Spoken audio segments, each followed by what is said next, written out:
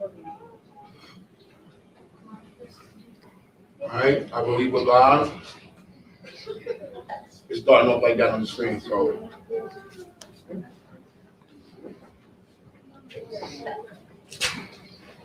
Can y'all go on the YouTube channel, make sure everybody's good? That's what I'm doing right now. Do a sound check. Is there any attendees? I'm looking now. Let's see. Marsha, you can pull up the YouTube, see if it's good. Tamisha, you can pull up the check it on YouTube. My phone is dead. Sorry. Oh, Marsha, you had the charges? In the car. Yeah, we live on my channel. You can ask them if the sound is good. Yeah, let me ask them. You go live on my Instagram.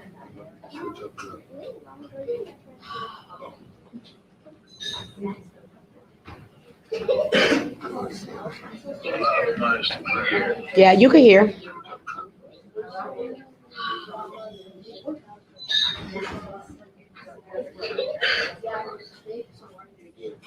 Yeah, you can hear, Q.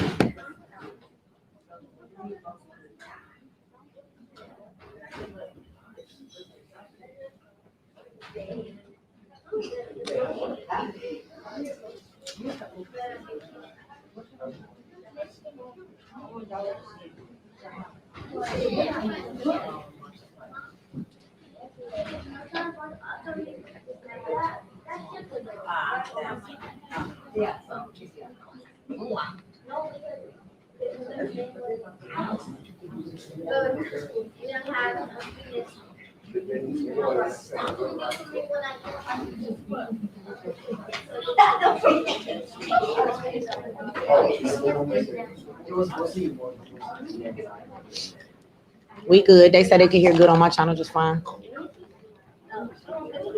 All right, can y'all hear us online? Can we Yep. sound check? Baba, real quick, talk. You one of them glasses at the bar. I think this ain't mine. I think somebody brought it in here from earlier. Isn't that true? All right, Brother Sujata. Oh, yeah. Mm-hmm. Yeah, somebody left that guy.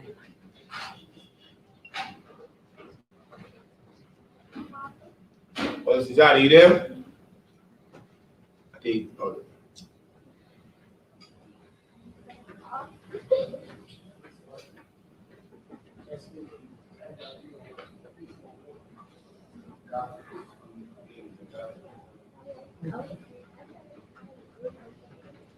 Sujata? Yes, I'm here. All right, we hear you. All right, it's a little low, but we're gonna make it work. Sister Irene? I turned it up. What about now? Oh, my What phone. about now? That sound better. We're gonna see if they hear you good online. It's my phone.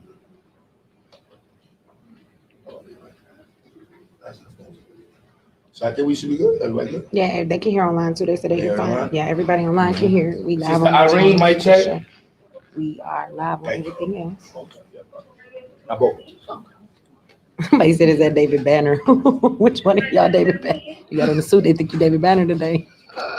Yeah, we hear you. You live on your channel, sister? Yeah, we're good. Hmm. All right. It was especially for homeschooling. Educating black children.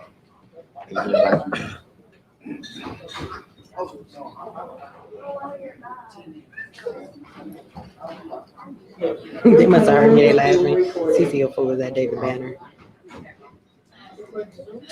Oh, it's gonna live any. Oh, Marquise.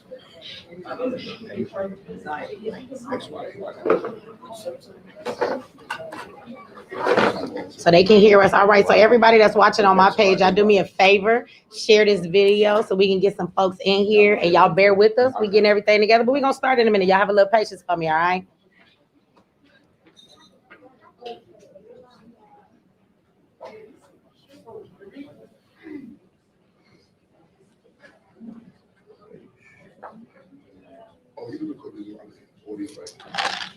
They say they can hear us on this side, Q. People in my chat saying they can't hear, I guess, the people on the Zoom.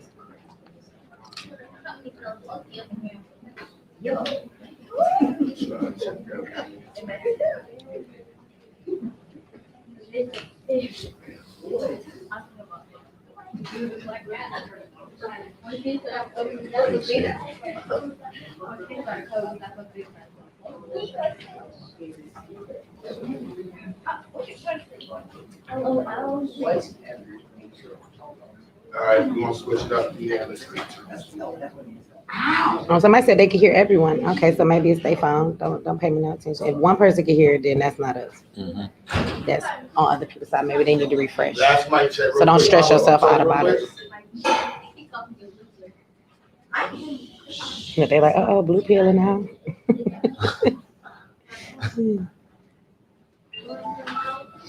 Hey.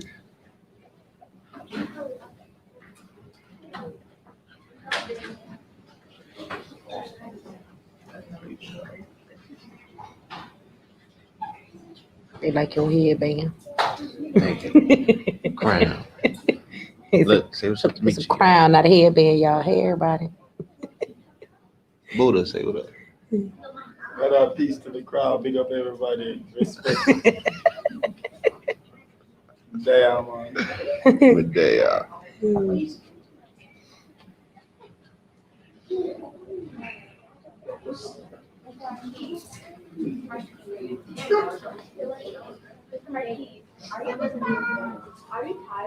You was just on sign up. Yeah.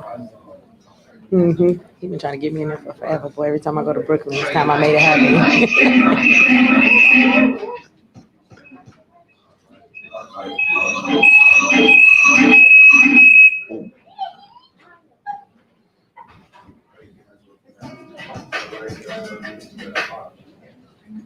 Oh, that's what breaking out. I'm supposed to play some Q Butter. Yeah, Why we playing Usher when Q Butter got music? the bars at. Can somebody talk real quick one more time online? Online? Yeah. Who, us? Who you We're asking? getting the panel together. Hello? All right. Bear Somebody with talk us, online? please. What's good with y'all today? Peace.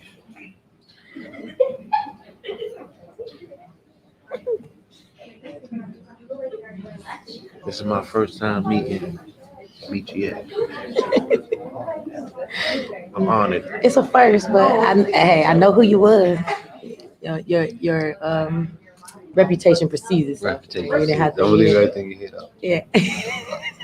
I ain't heard nothing bad. Talk to me directly. I learned to not listen to the bad stuff because they say enough about me, so I take that stuff with a grain of salt. You know, I've been looking forward to meet you. You gotta feel people's energy. Absolutely, saying? in person. That makes In a lot person. of difference. Yeah. I feel energy too. See People you say a lot online and- what they feel like though. I said because people will say a lot, but what they feel like though, what's their energy say, right? What the energy say. This is a homeschooling panel, and we're speaking about educating Black children. You know what I'm saying? So that's what we're going to be discussing on this panel today. Anybody talk real time? All right? Hey y'all, Q got on a suit today. Q Butter got on the suit. I need you to come show everybody on the camera. Oh, I just heard I You got 100,000 people watching between all these You platforms. gotta talk real quick. Baba? I'm not going to be running my mouth on this live today. We're going to talk. We got a panel. We're gonna get Try that to it. again. Baba? Mic check 1, 2. There we go. Sajada? Peace, brother. I'm here. All right. Sister Irene? I'm here. All right. Yeah, we can hear her loud and clear. Special delivery.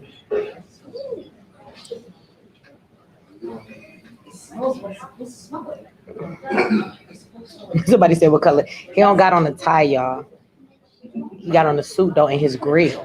But no tie, the grill replaced the tie. I'm down with it though. It's all right. You're doing it. You know what I'm saying? He You said it. put on the glasses. He was smart and stuff today. You're not even in the picture. Why I don't see you? You can't see me? No. Hey. You can see all of us, but not you. It stopped right after him. use the But we got all of this Right in space the over here. We bottom. don't need all of this room over here. We see you. Don't go away. No, y'all can scoot down, so you can scoot down. If they just turn the camera a little bit, if right there where he at, yeah. We have everything but cute. Yeah, a little bit more. Yeah, your seat is in there now. Other side. Nope, your seat there. You're not in the seat yet though, because I guess it's delayed, but that's your seat. I think we delayed. The only thing I'll say is that, when I do the speaker view, when you guys speak, Yeah, we can the see. blank screen's gonna come up, but not you guys. That's the only thing I'm gonna say. So I either have. Okay, to now we keep- can't see you. Go back this way, Simone. Do the speaker view so it blows up big when somebody speaks, you know? You said when we Take it back the other way a little bit, because now we don't see him. Because your mic is off the camera that's not on. When you talk, it knocks you guys off and brings up that blank.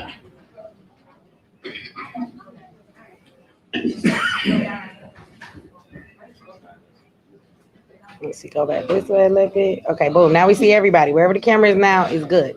We can see everybody. Your seat empty, but we got your seat queued. So how about now? Mm-hmm. Yeah, it's good.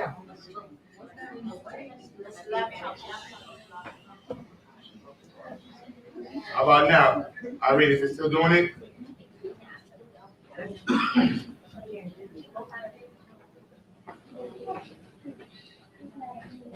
They say you look nice in your suit. You look nice in your suit. Yeah, it doesn't matter. I won't do the speaker view. Because I think your mic is off the camera that's turned off. So I'll figure it out. Don't worry about You want me it. to turn this? I can't turn the mic on. Don't worry about it. Don't worry about it. That's the projector. Alright, so I think we good to go? Shout out to the moderators. They putting the link in there. People on the road, their kids, that's right. Hit the link. Irene, we good? Everybody's cool? Brother Baba? Yep. Let's get it. All right. So I'll take, responsibility for the, lateness. There's a lot going on today. We had our first graduation, the Yeah. Institute, and we have all these families coming together from all over the place. And everybody's hungry, kind of people tired. It's been a long 3 days. But we're here, we made it happen, and we wanted to try to, use this as a catalyst to connect as many people as possible. We have a lot of children on the corner, so they want to go and have fun, but they already ran into a light pole, and They've been running around here all day. Yeah, they've been running around all day and ran into a light pole and started bleeding, so they got to hold them seats down. But the purpose of today is to provide you, the audience, with as many means as possible to educate your children, your youth, anyone in your community. Some of you may be fit for homeschooling. Some of you may not be able to homeschool. Some of you may need supplemental education. And so some of the people I have involved are some of the panel. They all introduce themselves, but specifically Brother Sanjata, he and I began this journey in college together, like, I don't know how many years ago, 22 years ago. And very integral person in my development. Come on, let's get that up. Amazing. So, and I guess I'll go from there, just introducing, going from left, Brother Buddha Klinks, 20-year AP ELA teacher in Colorado, LA. Yes, I know, Mr. Robbins. Yes, Mr. Robbins and me. Good things. Yes, I offer whatever I can offer to the people then. Sister Michi X. Y'all know that. Y'all sweet. Brother Blue Pill.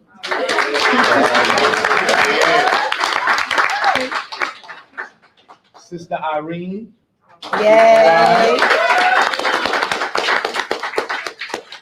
And last but not least, there was supposed to be Marcus Klein as well. I'm going to text him and see where he's at. But Brother Baba Amin, the legend himself.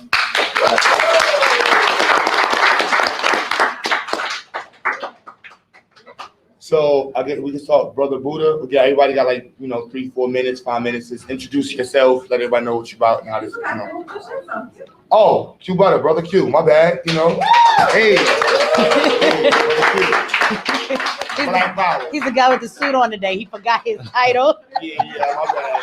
I got the suit He was on too today. suave to be cute right now. I got the suit on today. And again, this is sometimes these events, get organized kind of weird. And I'm always been wanting to do free events just to meet you, everybody. We do a lot of free stuff for the community. Mm-hmm. And it's always a challenge that people say people don't like free stuff. And I think that it's just a matter of promoting it better and providing better platforms for people. So today, we said we're going to try to do this on YouTube, Instagram, Facebook, and in person. So that way, versus just doing it in one spot, we're reaching maybe, even if it's 1,000 people right now, that's an immense amount of people who's actually going to get information that's pertinent to Black children and changing the lives of Black children all over the country and possibly all over the world. So everybody wants that. I should. So, Brother Buddha Clink, you want to introduce yourself? Good day, everybody. My name is Mr. Robbins, aka Buddha Clinks. I taught in the public schools in Los Angeles, California for about 16 years. And I taught AP literature for 13 of those 16 years. When I retired I retired. I didn't quit. I just retired. I retired from the public school system, and I sought to bring the skills and the accolades that I had accumulated in that environment directly to the people via YouTube. And in 2016, I was living in Florida, and I saw Q Butter had started an online school. So I immediately reached out to him. And in 2017, I joined the ZIAX program to offer my skills and services to the community. And that's what I'm here to do and continue doing.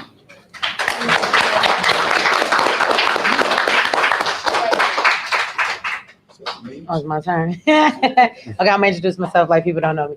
I'm the founder of the Black Agenda Movement, and in that we believe in bringing solutions, and this is a solution, right? We can talk all day about the school to prison pipeline, which we'll talk about a little bit tonight, to understand how to recognize it for your children. And we can talk all day about the issues, but I feel like it's really mundane if we don't bring solutions. So for me, I have actually been reaching out to Q for years. Q will tell you, I've been in his inbox since like years ago, like, hey, bro, we got to get together. And I wouldn't let it go. And eventually it came together. So we work together. We present ZIAX as a solution, right? When we talk about how we need to get our kids out of the public schools. So that is how I have come to be about and how I work with ZIAX and why I'm here today.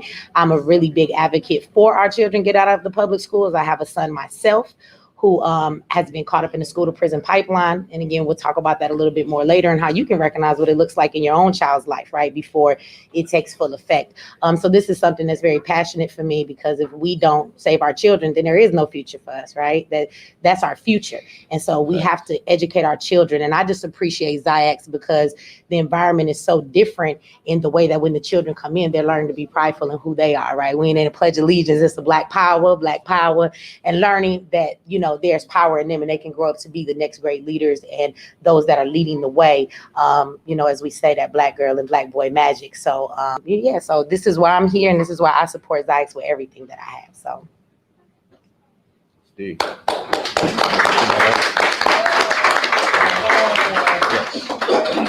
My name is Blue Pill. I have been in media since 2000. I started in newspaper journalism, and then it switched to online journalism once the internet kicked in. I've done photojournalism, videographer journalism, blogging, vlogging, every single thing, that we can exhaust. Did the radio, did the TV, did the YouTube. And we've always utilized our platforms for alternative means for education. I was a benefactor of being able to, my father's a professor, a college professor. So, I would do the public school thing and then come home and then get the after school education from my father and his friends and his network of friends and my mother and Sabi and everybody. As a village, we were all allowed to weigh out what we was taught in school and then, the other education that really matters. So definitely same story when I found out about what Q Butter was doing, and not only what he was doing, but the fact that he was doing it in the realm of STEM, right?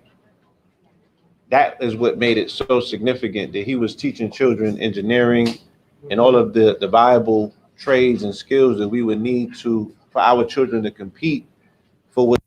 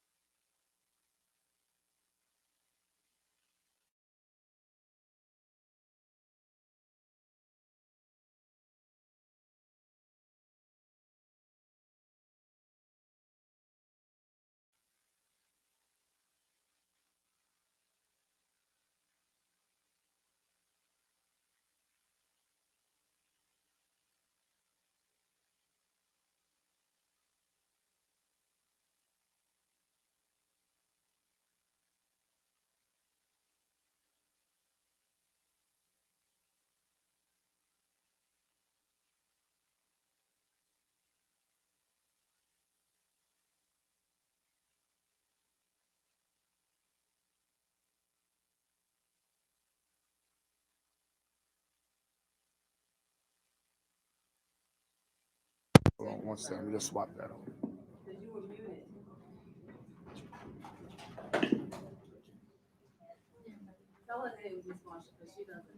Miss Irene, we didn't hear anything you said. You don't gotta You didn't worry hear anything I Just leave it on the said? table. No. You can't hear me now? I'll hear you now. They're back. They can hear us I now. muted myself before because I was They telling they can hear us now, Q. on my channel that. They said they can hear, so it's good. But I didn't, you guys have to listen to that.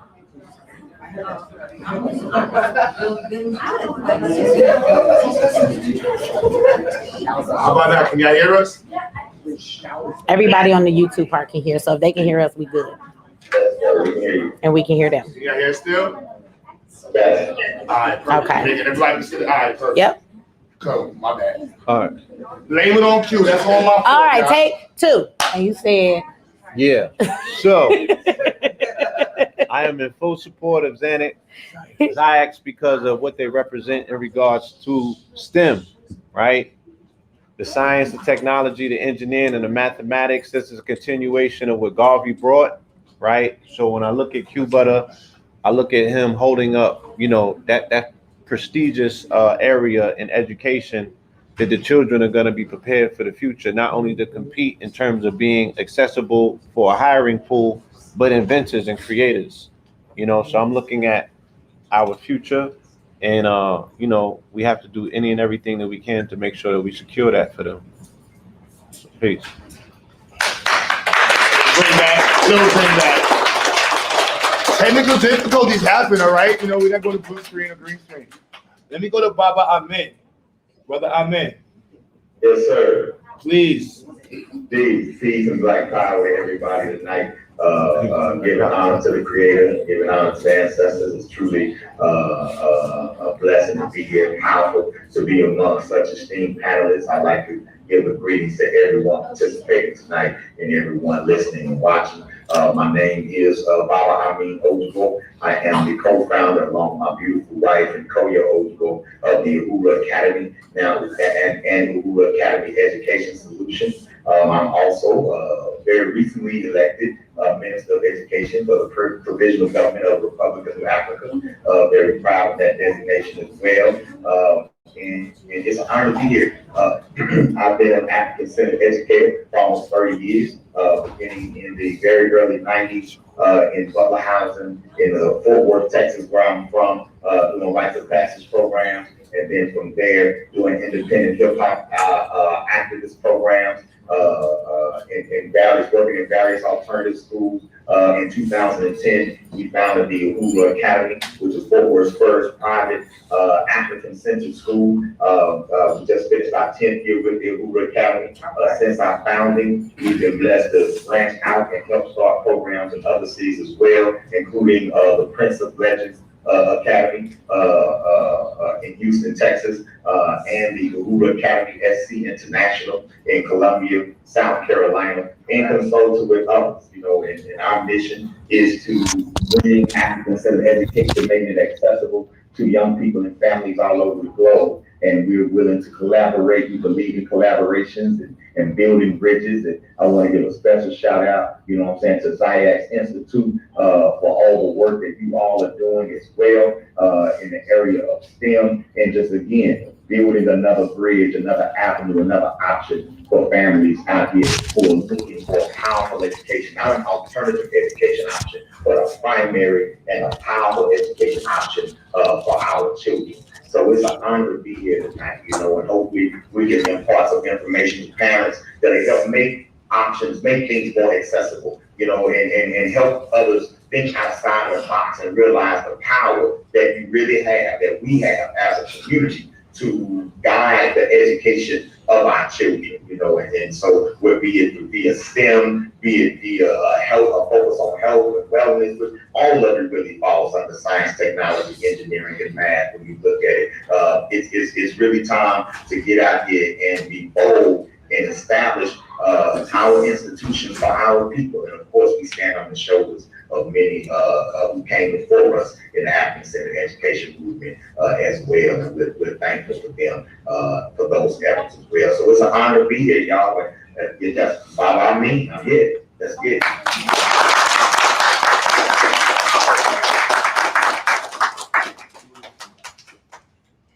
Sujata? Peace, everyone. How are you? My name is Sujata Sekou. I'm a teacher in the public school system. I'm a teacher in Irvington, New Jersey. I teach third grade, and I teach math and science. And I recently wrote an article for my union, NJEA, about why we need more Black men in the classroom. And that article was picked up by the National Education Association, why we need more Black men in the classroom. So I am happy to be here. And before I go on, I have to give my black roses to my great brother, Q Butter. 21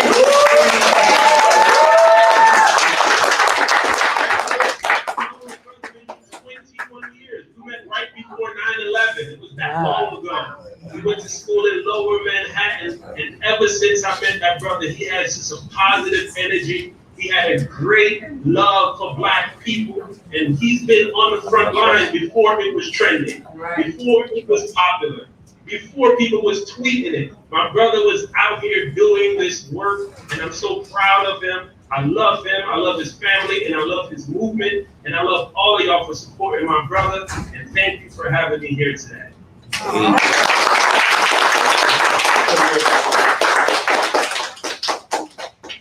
Sister Irene?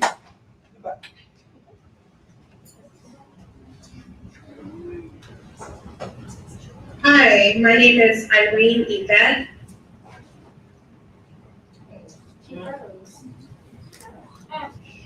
They all, actually, they all do.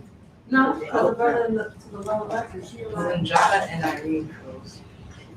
They got Irene froze on us.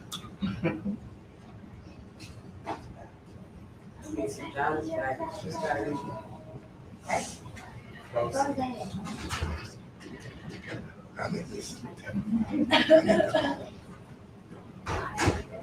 Yeah, Irene froze.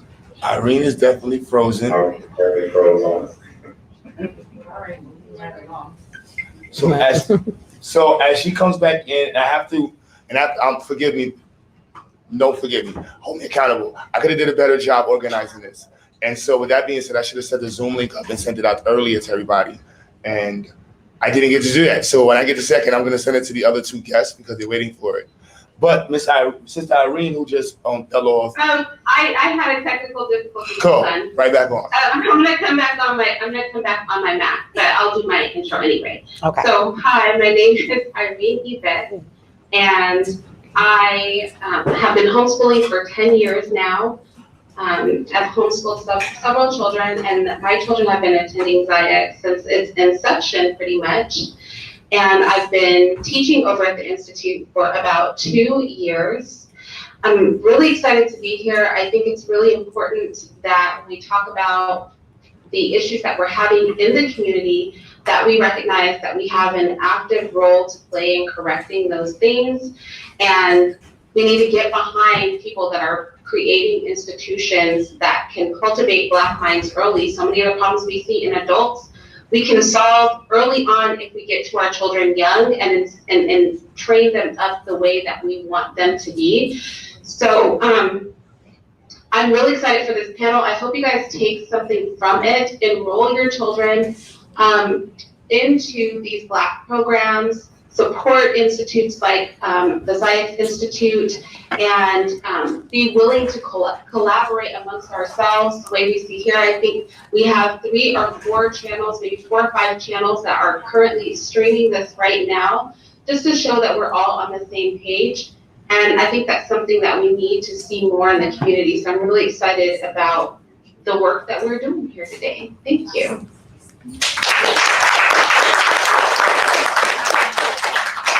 So yeah, like she said, it was definitely a mission just to get this coordinated like that. You know, these people were all over the country.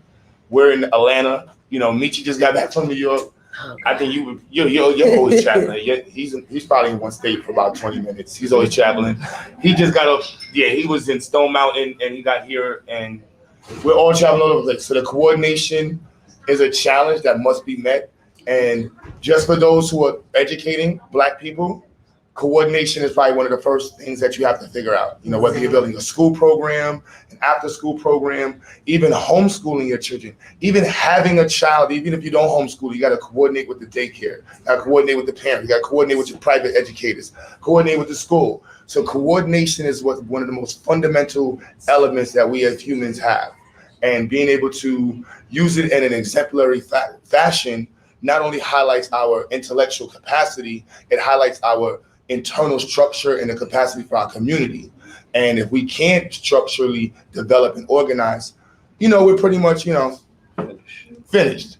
And I think today, as many kinks during the graduation, we said, we don't look at no kinks. We made it happen and just make it better. You know, that's kind of what we said on the tour. It almost said, look, look, I've learned if you wait for everything to be perfect, it might not ever happen.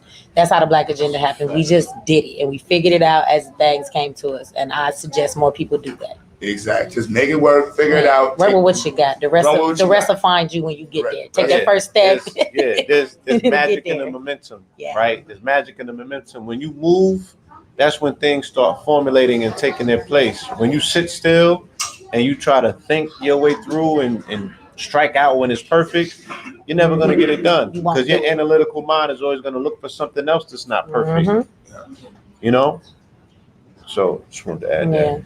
So I think what I wanted to do is get everybody, because everybody has like a specific set of topics that they all are kind of like, you know, cater towards or focused on. So I was going to give everybody either 5-10 minutes or 10 minutes, whatever they need, to just, you know, elaborate, you know, why they focus on that specific topic. The specific topic, whether be it children with special needs, homeschooling, supplemental education, understanding the curriculum, whatever specific topic that, you know, relates to you or what you want to highlight today, you can start with. Anybody would like to go first? I ain't, you know, I can just keep going back and forth and one. Unless anybody else wants to, that's fine. You saying just start with the topics? Yeah, you start, introduce your topic and why it's relevant and going. All right. Well, I'm speaking on two things, but I think I want to start off with the school to prison pipeline, right? So I just want to break down what the school to prison pipeline is for a lot of people. Some of you may know, some people may not know, but basically the school to prison pipeline is a way to shuffle our children, specifically Black kids. Statistics will show you that Black children are suspended way more. They're kicked out of school way more for the same exact stuff when it comes to the non-Black counterparts that are in their school, right? And what happens if you guys have not paid attention, all public schools now, their disciplinary action is contracted to the courts. So I don't know, I mean, you have your kids here, but maybe there are people watching online. If your child has ever gotten in trouble, you will find that it's weird today. They will not send you a suspension letter or a, you know, stay after school for detention. They'll actually write your child a ticket. That's what that correction officer that we call a, well, what's the officer in the school? The safety, the health officer, whatever. He's a corrections officer, okay? And he's in the school and he writes these tickets and then your child ends up in court, right? So what happens is as the school begins to push your Black children out, and it is a science to pushing them out, right? When a kid feels that they are not appreciated, that they can never do anything right, when they're constantly in the office, so therefore they're trying to keep up with the work and you sit them in the office for 2 hours just to tell them, don't do that and go back to class. Now you got 2 more classes you got to make up for. You've missed all the work. You begin to fall behind. Your input is not necessary. We've watched Black children time and time again raise their hand and correct these teachers and tell the colonizer, look, that's not correct. You're teaching us history wrong. That's not true. They in school giving them projects and having them pick cotton, you know what I'm saying, to see what it's like. So these are the things going on. And then when the children speak up, they're taught to be quiet. When your child feels they don't have a voice, they're not being encouraged and seeing how intelligent they can be, all that becomes squandered and they don't feel that they amount to much. And school is a very horrific place. A lot of you may say, my kids enjoy school. Most of you ask your children in a public school and they will tell you that they don't like going to school. It's not a place they want to be, right? And they go to school every day and then you find your children skipping school. You're at work. This is how the process works. They're out there in the streets. They hope your children will get caught up in some type of a criminal activity. When that criminal activity does take place because your kids have been pushed out to the streets, they don't do it. That's how this government, that's how everything works. They don't say to your face, go away. They just give you all of the things that put your child in a position. They know how children react that will push them to the streets. So now your son doesn't want to go to school. He's skipping because school is a horrific place to be. He's behind on all his work. He used to be a straight A student. Now he's failing because he's always in the office. If he breathes too hard, you know, nobody hears him when he says he's having an issue with the teacher or anybody else. we don't hear our children because we're working so much, we don't even stop to help them deal with these things. So now I'm not going to school. I'm just going to skip today and hang out with all the other kids in the hood. They steal a car, they do whatever. This is what happens, right?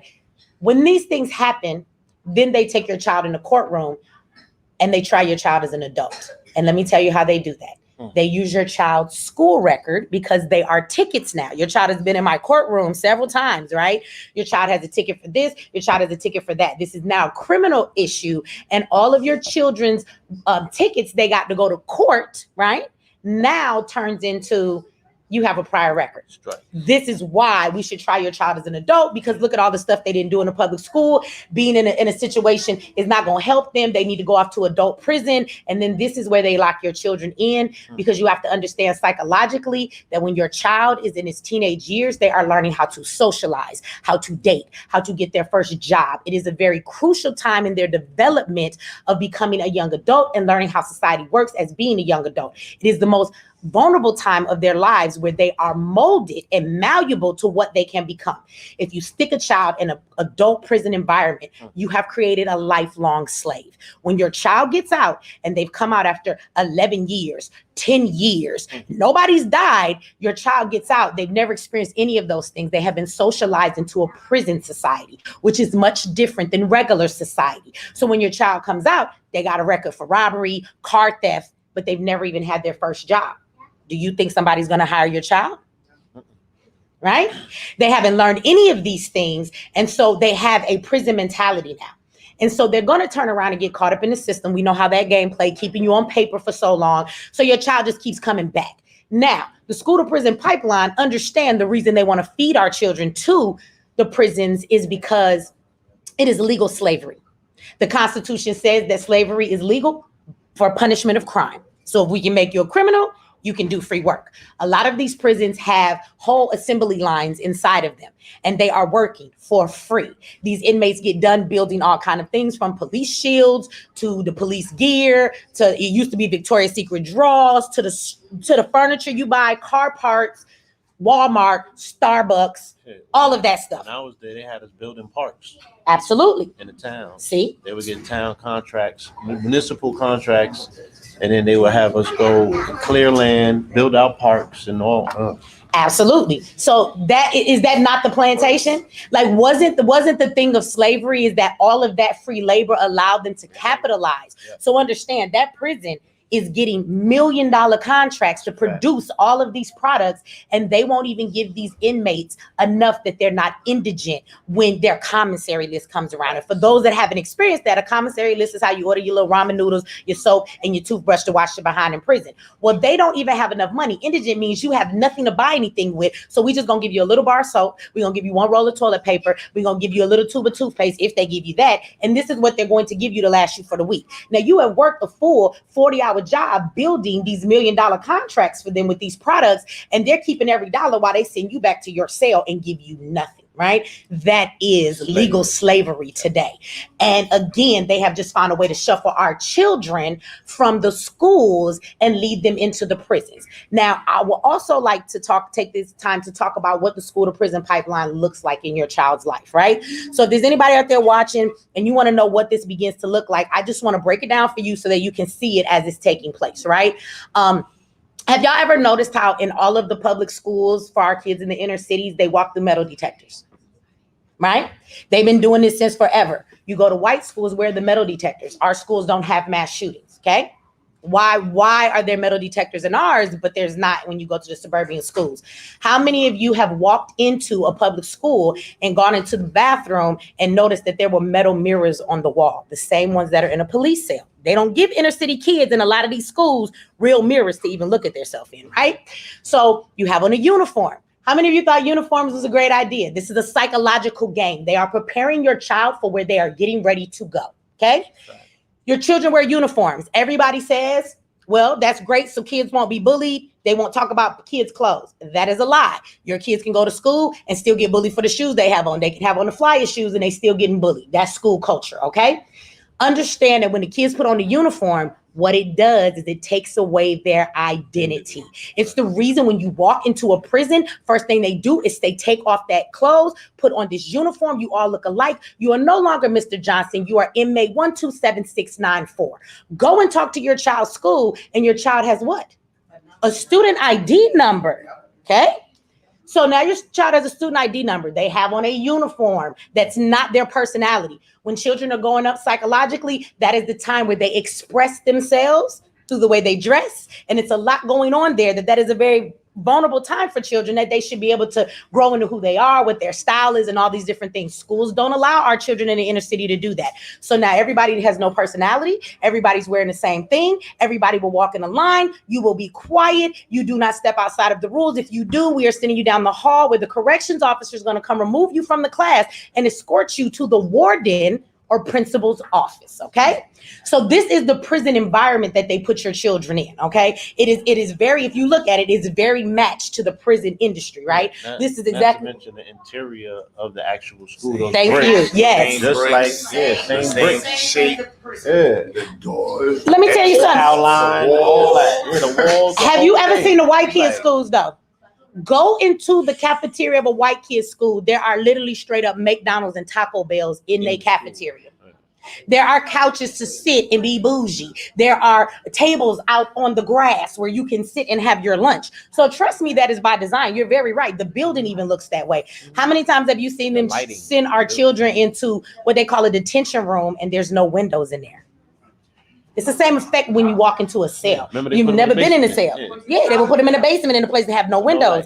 That's for a reason, right? So psychologically, you're setting the children up to get comfortable of where they're getting ready to hopefully send your children anyway, and they create the environment. Understand that all of us are a product of our environment. And if you understand human nature, which the enemy does, that if you just place our children in the right environment, they are going to automatically react the way you want them to. They know this. So when they take all of that away, they're subconsciously getting your kids ready for where they're going to go. They do all of these things knowing the children will feel hopeless. They won't like school. They keep the parents busy. We are not the parents anymore, right? Child Protective Services is the disciplinary. School are the parents. They teach your kids what to believe. All of the kids that are around, they're pumping all of that stuff in your children's brain, right? So understand they've taken that right away from all of the parents, and they keep you busy in survival mode so you don't have time, right? You're just trying to survive. So you don't have time to even raise your kids no more. The school system spend more time with your children than you ever do. Right? And then I'm sure social media and TV gets the rest of that, right? You very far few in between are you spending time with your children. That has a very damaging effect on them, right? And so the public school is the last place that you want to put your kid. I think that we have seen a lot online with teachers just disregarding kids. I mean, even now, the white folks is fighting everybody, talking about why are we going to teach racism in school? Wait a minute, you're gonna teach a 5-year-old he could be a girl if he don't like being a boy, but we're not supposed to talk about Black oppression. I want you to see how ridiculous that is, but nobody wants them to talk about that, right?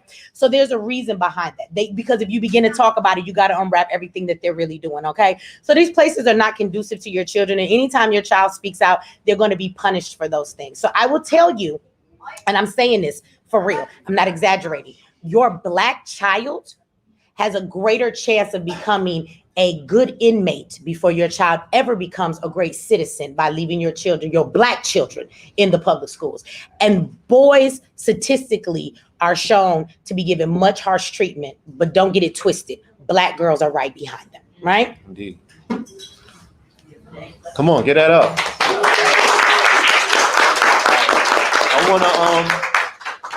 I want to segue with where she left off, because hearing her speak, I realized that I'm a product of that. You know, before the overt criminalization of schools took place, I graduated high school in 1994, right? So prior to that, they were setting it up, right? It wasn't that overt. They didn't have all of those systems put in place, but they were getting ready for it. And high school opened my eyes to, you know, the real deal with society, the fact that we were being criminalized. I was sent to New Utrecht High School the summer after Yusef Hawkins got killed, right? Does anybody remember Yusef Hawkins? So Yusef Hawkins got killed in Bensonhurst by a group of racist teens. They all had went to New Utrecht, Italians, right? So they bust us. They sent us to New Utrecht in a very racist neighborhood in Bensonhurst with the Italians. Immediately, they started socializing us to figure out, you know, who were the people who were popular, who were the people that other people would listen to, and then they started attempting to get rid of us, right? At first, the dean would befriend us through sports, you know what I mean? And then he would try to find out who was who so he could start clipping us off to get the leaders out of the way so they could start marginalizing all of the other students and getting them, you know, in lock and key because they didn't want to deal with the Negro problem, right? Because the neighborhood now was putting pressure on them to say, look, we don't want those niggas in this community. You feel me? They was chasing children home with bats every single day. The mob used to come up there and, you know, because their children went to the school and they would come up there and beat people up, you know, beat them down with all types of stuff that was going on there. So by the time I graduated in 94, I had been sent to 4 different schools, right? Every single school I would go to, they would play the same program.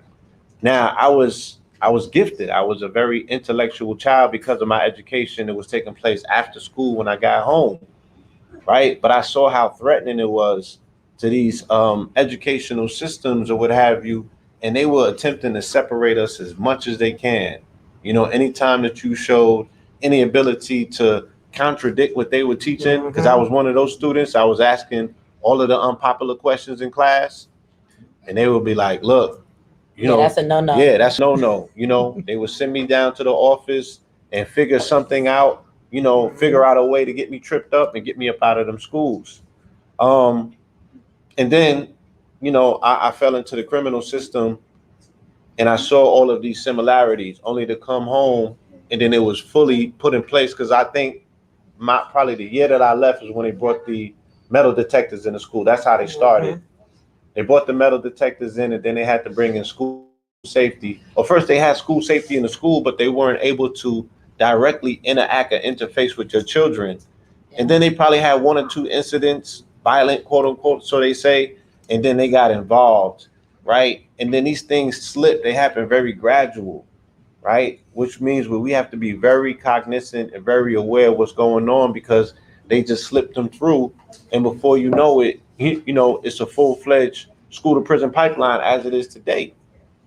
You feel me? And this is all about labor, right? This is all about the fact that, like she said, they identify the fact that if they have free slavery, right? Because when I got to prison, they told me you don't have rights no more. You know what I'm saying? Your rights is outside. You in jail now. There's no rights here. That was a wake-up call. Nobody told me that. Nobody prepared me for that reality, you know? And especially the way that the economy is going now, it's going to become even more intensified because they're going to have to force children. They're going to have to force labor. You know what I mean? And the only thing that can counteract these attempts to swallow our children wholesale is teaching our children at home, right? Or even if your children go to school, you know, being able to teach them after. I think that that's what we bring to the table. I can speak for myself. You know, the fact that we do provide information and education on different mediums such as YouTube and social network. You know, people tell me all the time, like, yeah, my child might still go to school, but when they come home, you know, we have them watching your videos. You know what I mean? And they'll do research based on the information that they get. That's how I benefited. Again, I went to public school, but I got, you know, unindoctrinated when I got home, right? There was always ways for me to research and learn information or be put into situations or environments where I'm able to see that, you know, take me to a Dr. Ben lecture or take me to a John Clark lecture. You know what I'm saying? Like, these were things that my parents were doing to give us a counterbalance to make sure that we ask the right questions. So you have to be able to keep that open dialogue with your children at all times. You know, you even have to interrogate them when they come home. Like, what did they teach you in school today? You feel me? And then you have to be able to gauge how detrimental that is to the development of your child. And not only in their own mental, but in your own household, right? Because I remember the way that I was being indoctrinated in school, and it was kind of making me go counter to what my father was attempting to teach me. right? Yeah. They will have you totally brainwashed. You spend more hours there, they have much Yeah. greater influence than we want to They- give them They have a greater the credit for. influence. Yeah. And we're already being taught that you have to trust this person. This person is responsible for your accreditation, and that's going to be responsible for me graduating and being able to get a job and provide for myself. So this person is the most important person in my life right now, even more so than my parents. Because I'm like, they're not graduating me. You feel me? They're not responsible. They're sending me to school to make sure I walk across that stage and get that piece of paper, right? So we have to be very careful about how we indoctrinate our own children, to interface with these particular institutions, you feel me, and give them the credit that they don't deserve. There's nobody, this should be part of our generation that still sends their children to school based on the traumatization, the trauma that we went through as students. We know that it ain't get no better. It got worse because we actually had them old little Jewish teachers that kind of cared. And now they don't have none of that. You know what I'm saying? So why we continuously... And the Jewish teachers won't even put their children in that school. They don't do that. They don't do that. Then I learned about yeshiva. Then I learned about, you speak to the Jewish parents and the Asians. They teach their own children. Mm-hmm. And even if they went to public school, they're going to get that same amount of time at home, you know what I'm saying, being re-educated into their culture, right? So nobody else allows this but us. So I want to advocate for homeschooling and institutions in our community that are able to provide, engaging information for our children. Because as children, we said we don't learn like this. We got to be able to touch things and go into nature. We want an immersive experience. So the first time that, I came to the Brothers Academy, 2016, 2017? It was an immersive experience. You know what I'm saying? The little ones was learning, right? It was very engaging. It was hands-on. It was building things as babies. You feel me? So I want to see the vision where we can have one of these institutes, primarily in all of the cities where our people are most dominant and populated, and ultimately, globally, once they realize, through the graduate program, when these children graduate and become engineers and outdo the Teslas of the world and all that other stuff. Yeah. You feel me? Can I add something I want to say while we're on that topic? Another thing I want to point out about the school, because you were talking about learning, right? I want people to understand that in public schools, the way they teach our children is very damaging. It actually squanders their potential in their mind. And what I mean by that, me and Marsha were talking about this earlier at the bar. Yeah, we was at the bar. Yeah, we've been here all day. But we were talking about how the difference between memorizing something and being smart versus intelligence, right? So being smart says, I can regurgitate back to you what the answer is. You asked me a question, I memorized what it was. Intelligence is the ability to apply the things you learn to not just the situation they gave you, but to wherever it can be applied in your life. They do not teach our children that way. They teach them, like you said, in a prison setting, you just remember this and give me back what I told you. And so kids can do that. It does not mean they have grasped the concept of it to actually apply it to their life, right? Mm-hmm. So this is why you find in places like Detroit, Chicago, some of you may be in other places that you can testify to this, but even in Detroit, there was a lawsuit against the school board a couple of years back. And that lawsuit was because they were giving children high school diplomas and they were illiterate. There are children with high school diplomas that they could not read, they could not write, they could not count. So how do you pass them all the way through these grades and they've learned nothing, right? So this is not make believe, like this happens in a lot of places. And then the school board kindly came back and said that you have no case because we have no obligation to make sure your child can read. Well, what the hell is your obligation when we're talking about a school here? But this was their response. I'm not lying. Go look it up. I also want you to know that there's hundreds of public schools right now who don't have water on. Is your city one of those schools where your children go? They turn off the water because the lead levels are too high. Your children in old, bug-infested buildings. They have lead inside of the schools. In Michigan, I want to say there was like 100 and some schools, they shut the water off, right? Because it had too much lead in it. Now, understand, even if the kids aren't drinking it, when you wash your hands, the lead is the biggest organ you have, like stuff goes through your skin. They're spending $250,000 in some places a month to bring in bottled water for the children, but you won't just fix the pipes in the school. So keep these things in mind that when you send your kid to public school, just because it's white don't make it right. Your children are learning nothing at all. And that is their plan. If we can't send them to prison right now, we at least want them to be dumb enough that they can come back later and we can catch them up if they make it past the 12th grade without going to prison, right? So just keep that in mind. They're not even teaching your children anything, and you're just sending them there every day to allow them to babysit your children while you work 2 and 3 jobs so you can just survive and not live, right? Can I just merge what Parental and Michi were saying? There's the school to prison pipeline aspect of it, but then it's also what they do with the children that are high achieving as well. Absolutely. Or the children who are in middle class, upper middle class, and upper class communities, where if they can't get them by making them be ignorant by lack of education, if they can't push them through the school to prison pipeline, then they brainwash them to not have race loyalty. And so what you end up with are, these become our senators, these become our congressmen, these become our Black political leaders, right? These become our newscasters. And they have no race loyalty whatsoever, which brings what Blue Pill said into perspective, which is one of the most damaging things. And that we see in the Institute all the time is these children have been indoctrinated to actually think that people who have race loyalty are archaic in their mindset. And they actually have a revulsion toward words like Black Power. They have a revulsion toward the idea that they might work toward building something that contributes to the community as a whole. They don't understand the concept of communal progress and multi-generational progress. This does not apply to them because they're being taught that there is no difference.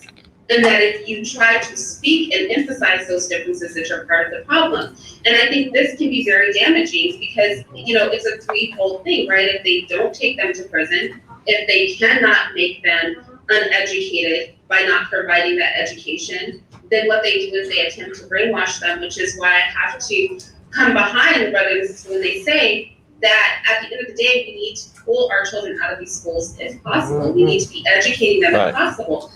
On our own, and if we're not able to do that, it's dangerous because making that connection when your child comes home from work, when they're predominantly, like Michi said, they're most of their day, then that's reinforced. Then with the homework that they do, sometimes they spend hours doing homework, and then it's reinforced. There's a trickle down with the media that they're exposed to, all sending these same messages. There's a saying, if you send your children to Caesar to be educated, they're going to come back children of Caesar. And I think that's what we're seeing in the Black community, that we're having such a difficult time pushing back against. So, I just wanted to merge what Blue Pill and Michi said, because we have to look at a multifaceted thing. We can speak and look at all the statistics because they've told on themselves every chance that they got. They tell you what time it is, right? The Jesuits say, give me a child from the age of 0 to 7. And I'm gonna give you an adult. So the programming, the subconscious programming happens between the ages of 0 to 7. Whatever you put into that child, it's going to be almost impossible to reverse that because the child is gonna operate only off of 5% of their consciousness. Everything, is gonna be operating from the subconscious programming. So we're literally handing our children over to be our worst enemies. The people that we ultimately gonna end up out here working against. And I don't know if anybody else in their community sees it, but that's what's going on out here. We don't want to admit it. You feel me? But they got our babies out here on demon time. Yeah. Okay. If I can jump in for a second. It's like we put ourselves in an inclusion lottery, right? It's an inclusion lottery where a few are going to trickle through into these institutions that we don't own, that we don't run, that don't work in our best interest. And in order to make it into that exclusive group, abandoning building our own community is a part of that criteria.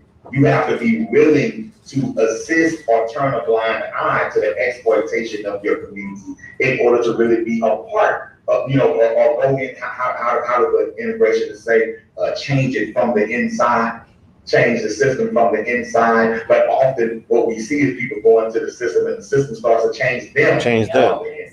That's a fact. Once you get in there, because it's not our system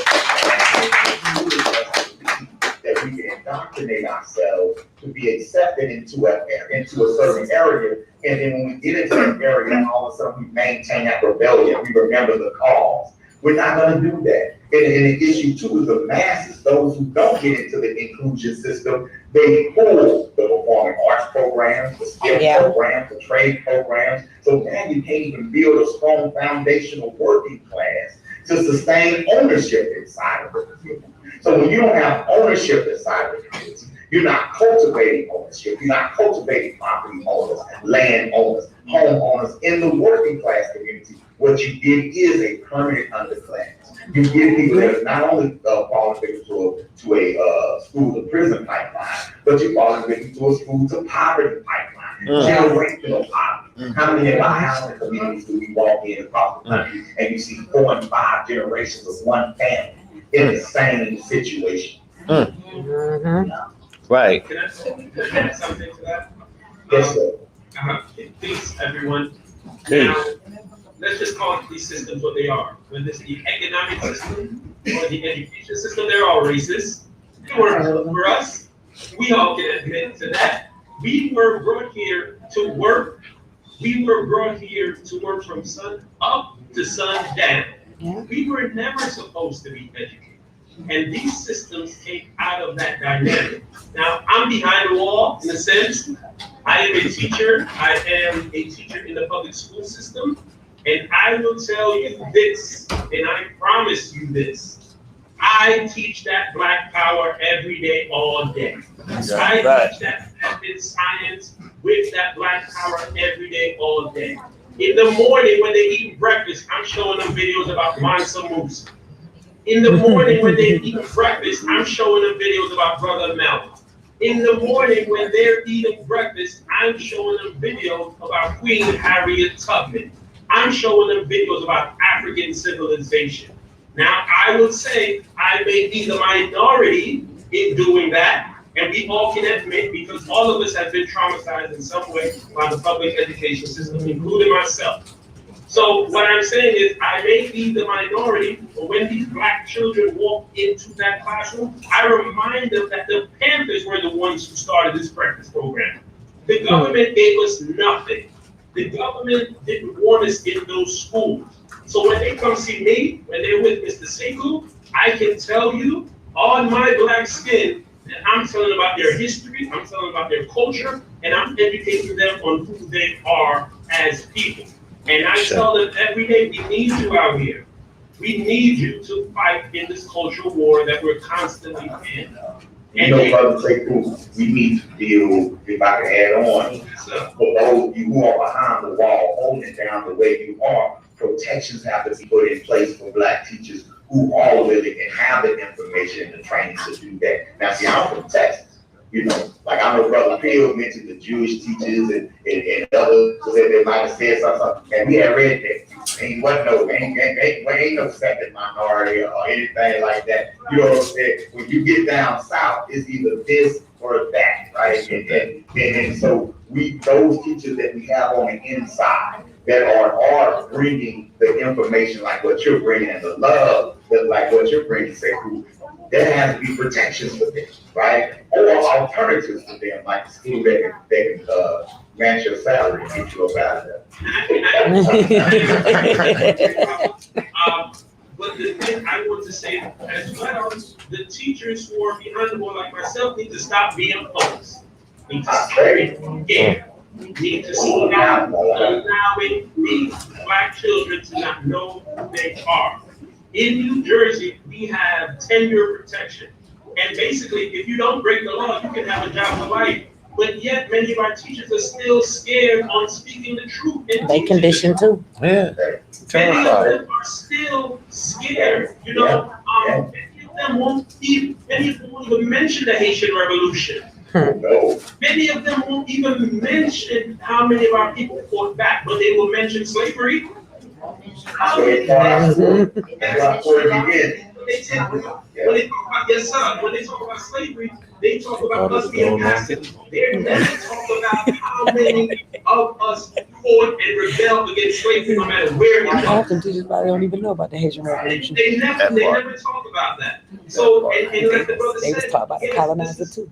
They're trying to teach you where the story begins. I am going to tell all of you here. Let's get into curriculum and talk about some of these curriculum.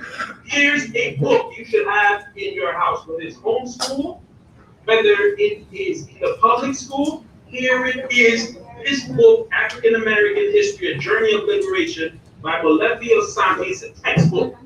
And our story in this book doesn't start in 1619. It doesn't start in 1492. It starts 4 million years ago. This is where it starts for us. We are the mothers and fathers of civilization. And all of you who are homeschooling, I applaud you.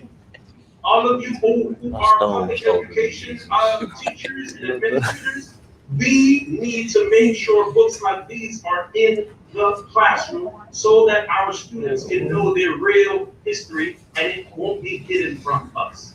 And I would say just one more thing to add on to this, you know, parents, I have to tell you, the parents, you have to demand the education that you want. Whether it's public, whether it's private, whether it's homeschooling, you have to make sure that the education your child is getting, it's one that will fit their Black needs. Right. No matter where they are. Right. Because too many times these Board of Education meetings are happening, 2-3 parents in the house. Too many times these curriculum decisions are being made and 3-4 people are there, and it's the same 4 people that was at the Board of Education meeting. That's true. We need to, on the most part, start getting into these Board of Education meetings and saying, I want my Black children learning about Black history, not just in February. Right. When are we going to start doing more of that? Let's go in and sit in on these meetings. Let's go in and make sure that our voices get heard and we're not just on the sideline while other people are making decisions about our children. These are our children. And I'm talking about the children who are mine, and I'm talking about the children who are yours. These are our children. And we can't continuously allow in each generation, like Brother Phil was saying, each generation be traumatized within this education system, and we're not fighting for them. When you buy into the concept of Black inferiority, you believe that all the issues are just your fault. Like you say, go to that board meeting. Somebody's gonna say, stop blaming the white people. When you buy into your own inferiority, right? It's hard to get up and fight. It's hard to make demands. Or those who are making demands becoming a minority because you don't believe your vote is gonna count. You don't believe your voice is not gonna count. And you surely don't believe that you can build an institution for yourself, another choice, another alternative. So that's a part of the work here, y'all. This is an action. This is an action, right? The education of our children, this is an active agenda. You know what I'm saying? That right here. You have to get up off the couch. You got to step off, as they say in the streets, you got to step off the porch.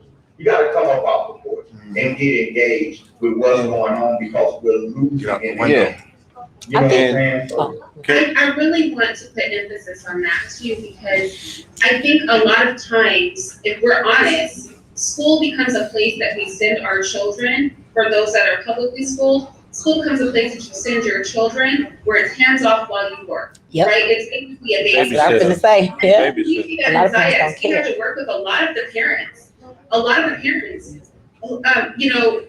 who were used to public school, weren't used to that more hands-on experience. Like, yes, you're giving them the curriculum, we're educating them, but you're a partner in this, and that's the expectation, is that we're working side by side, not that you leave them at the computer or at the institute for us to teach them, and then you just disappear off into. Till 11 o'clock at night, I'm just saying. And I think that point was driven home last year, right? With children having to come back home and learn from home. Parents admittingly found out that they were not even qualified, right, to teach their children because they're not able to memorize or retain the information that we were indoctrinated to memorize as students. We didn't learn that stuff. We memorized it. We memorized it because we couldn't do anything with it in the real world. So you're like, oh, what was this again? You have to go back to second grade with your child. And your child is looking at you. They're teaching you now, like, wait, no, you put that, you carry it over there. They changed it though. And, they did that on purpose. Have you noticed that? They did. They changed 2 plus 2 ain't no more. They give you 12 it, other steps. right? But understand that's on purpose For curriculum. because they want to divide the parent and the child. So now it's difficult for you to help your kids with their homework because that is not the way they taught us. And if it ain't broke, don't fix it. So why did you mess with the way they get to the equation? It makes it more difficult now for a parent to even help their child. You know what I'm saying? So now they're able to what? Marginalize these children by saying what? Melanated children are not proficient in math, right? And English. And then they did that. They did it right here in Georgia with all of those criminal cases that they hit the teachers with a few years ago when they said, oh, they're just passing these students so the schools can get funding, but these children are graduating, right, without literacy or what have you. They do that everywhere. Yeah. Right. And I want us to also, I want us to also keep in mind that these children that we're looking at are being socialized different because they're part of a digital age. So I looked at a statistic the other day that said that teenage suicide amongst young girls are up 110% post 2015, 2016, because they live in a completely digitized world, right? And now the way that, like you said, there's a acculturation period that takes place in school when we're being socialized amongst one another, right? Our standards of beauty, our standards of acceptance, all of these things are being gauged by other children. Now it's being gauged against Instagram and TikTok. Yeah. Now it's being done in public. Now it's being done, amongst a million, 1,000 other people who they have to look at, right? Curated ideas of perfection, and I'm not good enough. I got acne. Like, they're not even allowed to go through the things that we went through. And we're subjecting them to this. To do what? To go and give all of our sweat equity to a 9-to-5 just to play the hamster wheel game that our parents played that we didn't learn from. So we didn't learn. Yeah. We didn't learn from the hamster wheel game that our parents learned. And we haven't learned from the education that put us in a predicament, and we putting our children in it. But we're supposed to be evolving as a species. You speak to something Brother Q says often too, and Baba, you touched on this as well, and that's the application of the thing. Because when we look at something, I know when I was teaching geography, and the kids were like, basically, why do we have to learn where the lakes are and the fresh water and all this? And I said, why do we have to learn where resources are? Why do you have to know where the fresh water reserves on the planet are? Why do you have to understand the waterways that we use for trade? See, that's the application. We think application like, can I use it in my day-to-day life? But when you're building institutions, like Brother Baba said, we need to know if we're going to engage in worldwide trade, what are the best trade routes? What are the waterways people are using? Who has the mineral resources? Who have, and Brother Q speaks about that all the time. It's fine to know how to build a car, but then my question is, where do you get the metals to build the car? How do you build the microchips to build that car? What are you using to build those microchips? So when we talk about what application is at the Institute, taking it that step further, that this is not just about base level knowledge. This is if you have to build from the ground up. If I drop you in the middle of the jungle today, not can you build a fire, but can you build a factory, right?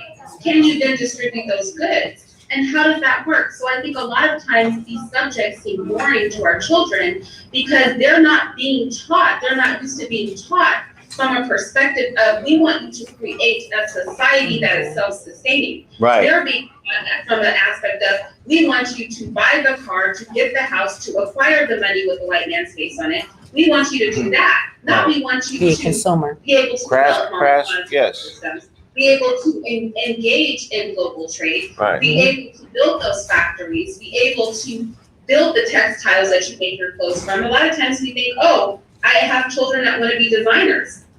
That's a beautiful thing. But then my question is, where are you sourcing those textiles from? Who has the capacity to build the machines that create those textiles, right? Where are the farms that you're getting those raw materials from? We want it from the dirt to your back. We want it all. And that is real application. And that is what we cultivate when we teach our own, that they will never teach in public school because the system is not designed to be usurped. The system is not designed to be replaced. So they will never teach replacement strategy. That part, right? It's for, okay. Real quick, it's for crass commercialism, like she said. You know, they're gonna train your children to be consumers. They're gonna train your children to be laborers and workers. We are the only ones that can train our children to think like industrialists, right? To build industry, and that's where the mechanics of STEM comes in.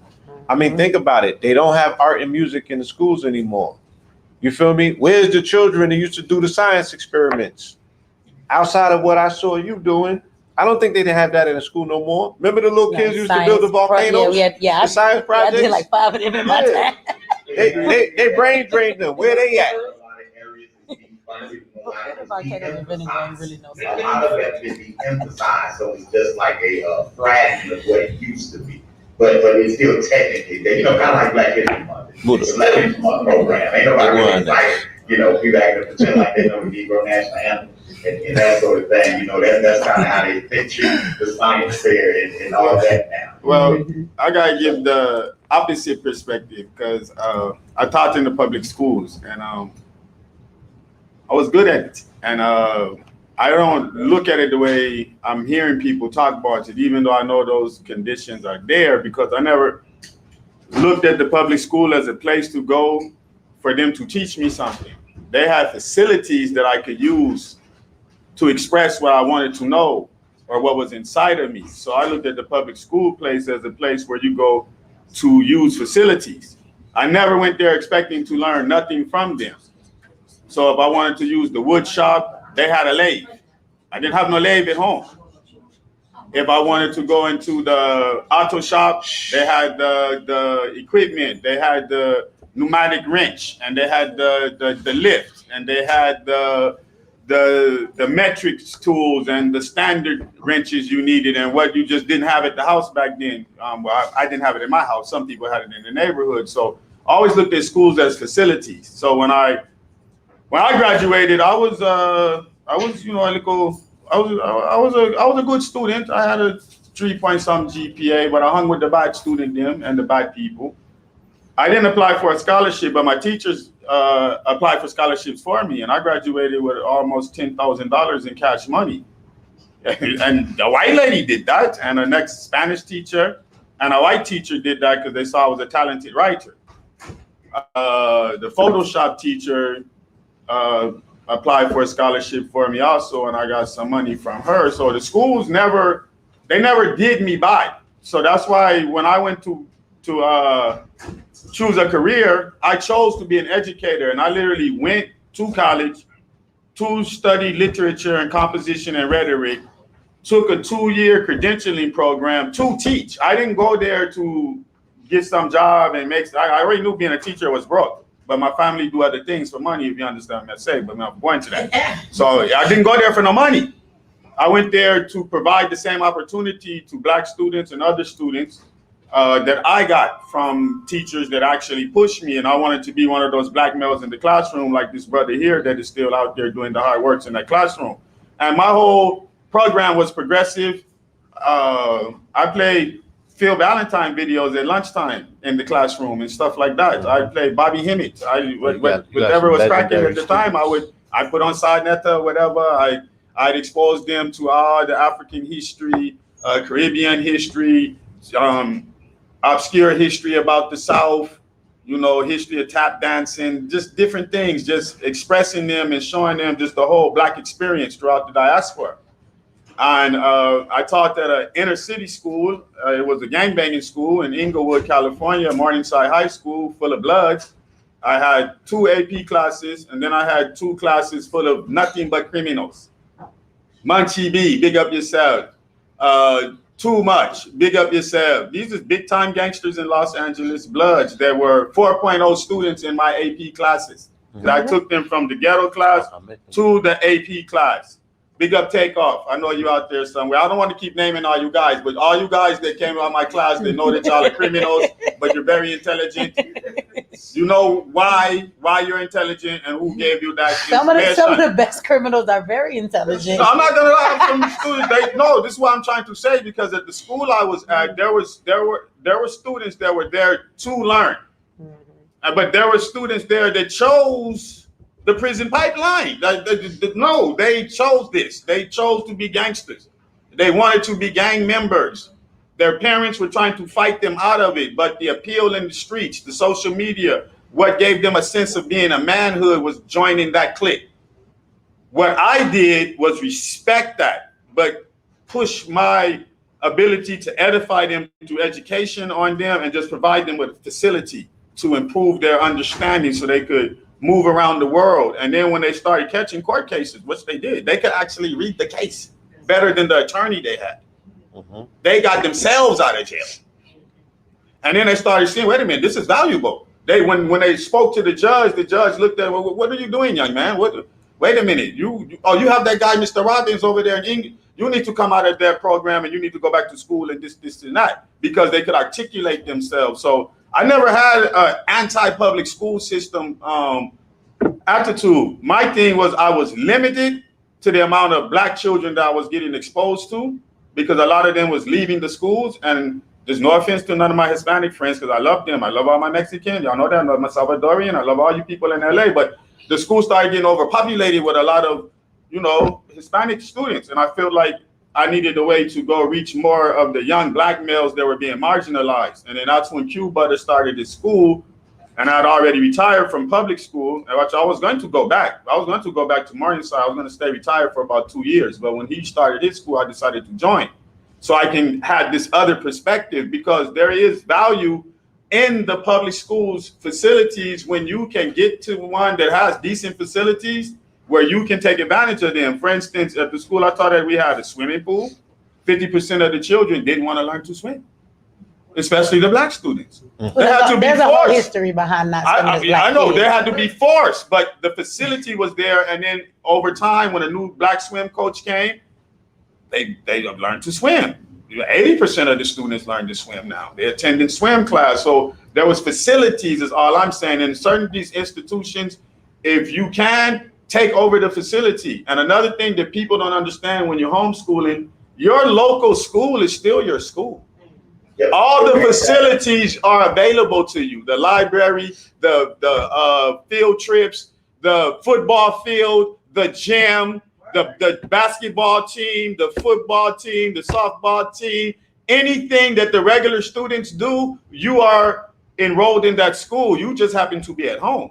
And your parents and other educators are your primary educators, but your state test records appear on that school's registry for testing, and the scores go to that school. They get the credit. So you're entitled to everything in that district, actually. And let's say if your local home school doesn't have something, any school in that district, you're entitled to use.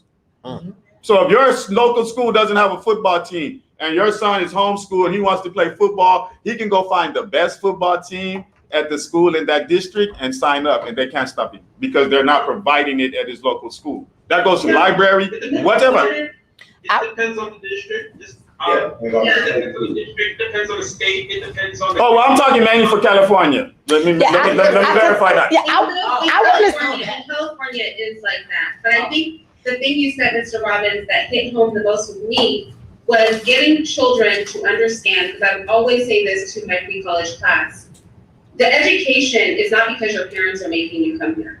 The education is not because this is something that you have to do. The education is for you. Like, it benefits you. It benefits you way more than it benefits any of us. And to get that transformation in the minds that you were talking about with your students, that education is for them, not for anybody else. And I think a lot of times children have a hard time palating that school is not something that they're being forced to do and just kind of have to suffer through, versus school is something that will make me powerful. And that old adage that knowledge is power is like a real thing. The more you know, the more you understand how people operate. I was talking to the kids about paternalism. A lot of Black people, a lot of Black children have had a lot of white people be kind to them. They don't understand that they've been socially conditioned, that some of the nicest people you meet are white because they view you like a pet. They view you like something that they should care for. Going back to that old poem, The White Man's Burden, a burden for them to look out for. They're kind, the way that you're kind to a baby, or the way that you're kind to a sick puppy, or an animal, a bird that falls out of the tree. And so getting them to understand that education helps them peel behind and unwhitewash their environment to see it for what it is. I think that, like you were saying, Mr. Robbins, is really a powerful thing that can only be instilled in an environment where they actually care that the children are walking away with knowledge. Because going back to what I think Nietzsche and also Bluto were saying, you can walk out of there and actually learn nothing because they don't care that you do learn. That's one of the reasons, Miss Irene, I instituted the personal student growth portfolios in my courses. I started teaching in 2000, well, actually it's 1998, but in 2000, I implemented the PSG, Personal Student Growth Portfolio, for responsibility and accountability and demonstration of the growth progress. And that has served me well and serves the students well, because it actually has a record of their learning growth as you go throughout the course. So that's another thing that I would recommend as a homeschooling strategy or tip or asset, is to keep a portfolio that documents your child's progress and growth and what you have taught and what he has learned and what needs to be retaught or reviewed again. So you have an actual diagnostic of his strengths and weaknesses as a learner. I want to say something before we get too far off this topic, though. I've been holding this for a second. I want to say this about the school to prison pipeline. Kids do not choose the school to prison pipeline. Back when you were growing up, there's a difference. You could be a juvenile and you could commit a crime and you can go to juvenile. The school to prison pipeline sends you to prison as a grown man, even though you're a child. So that would be the difference there, right? And so I want to make that clear that they're not choosing the school to prison pipeline. I want people to know it's a lot more than just something that's obvious that they see, right? And I'm sure when you was going to school back in the day, uniforms and all those things weren't what they were today. So I just want to make that clear. I also want to say too, that when you're talking about Black and brown, we're not the same. And I have had my kids in suburban schools or gone to places where it was predominantly brown kids in there. And Mexican kids and Hispanics, they do get a better education and better facilities than most time. I want you to go to the inner cities where it's the ghetto, okay? Where 98% of the kids in the school are Black, and you're not gonna see the same facilities. So I just wanna say in a whole, we all have different experiences, but when we're talking about this in a whole picture, that is not the case for many people. Like even where you say the schools were that you saw, that's not what you find in most inner cities that are predominantly Black children. They don't have any after school programs. They are cutting them all off. They don't have all of these sports anymore. They don't have those things for our kids when you go to the schools that are 98% Black children. So I think that we need to keep that in mind too. I mean, everybody can have their experiences, because I can sit here and tell you too that my kids have been in suburban schools. My kids have been in other schools. You know, we've been to inner city schools. And at the end of the day, I have had many experiences, even in those schools full of Hispanic kids with those, with those swimming pools and all of that stuff too, where my children were harassed and called niggers and the school didn't want to do anything about it, right? Or they take his notebooks and teachers are treating them a certain way. So, I mean, everybody has their different experience, but what I want to say is as a whole, the public schools in this country are not in favor of helping your children. And there are children that do want educations, but their schools just do not provide them. Again, you got schools with swimming pools and swimming teachers. I'm talking about the schools that don't even have any running water. And they have bottled water being shipped in every month because it's too much lead in their pipes. So I just think that I don't want to go too far to one extreme. So I just have to say that for myself personally, to kind of like, I want to give my pushback on that a little bit, because in experiencing those things, I I moved all over this country as a child. So I was in many schools. I was always moving every year. I would have to tell you that Morningside is one of the most worst gangbanging schools. Okay, but 80% black school. But that's one community. That's not this nation. That's not this nation. But LA is a Hispanic We're place. just offering an alternative perspective. That's all. No, I'm being clear. That's a fact. Even with even with in our school, we had real to quick. get pipes I want redone. to switch because we're running out of time. I think we keep. One second, I mean, I want to just go into say this. I was just gonna say, I think Michi brings up a good point. Brother Q knows this. My eldest child, wanted to, so he was ahead of in his credits. He wanted to take multiple foreign language courses because he has a passion for language and he speaks and studies several languages now, 5 languages now.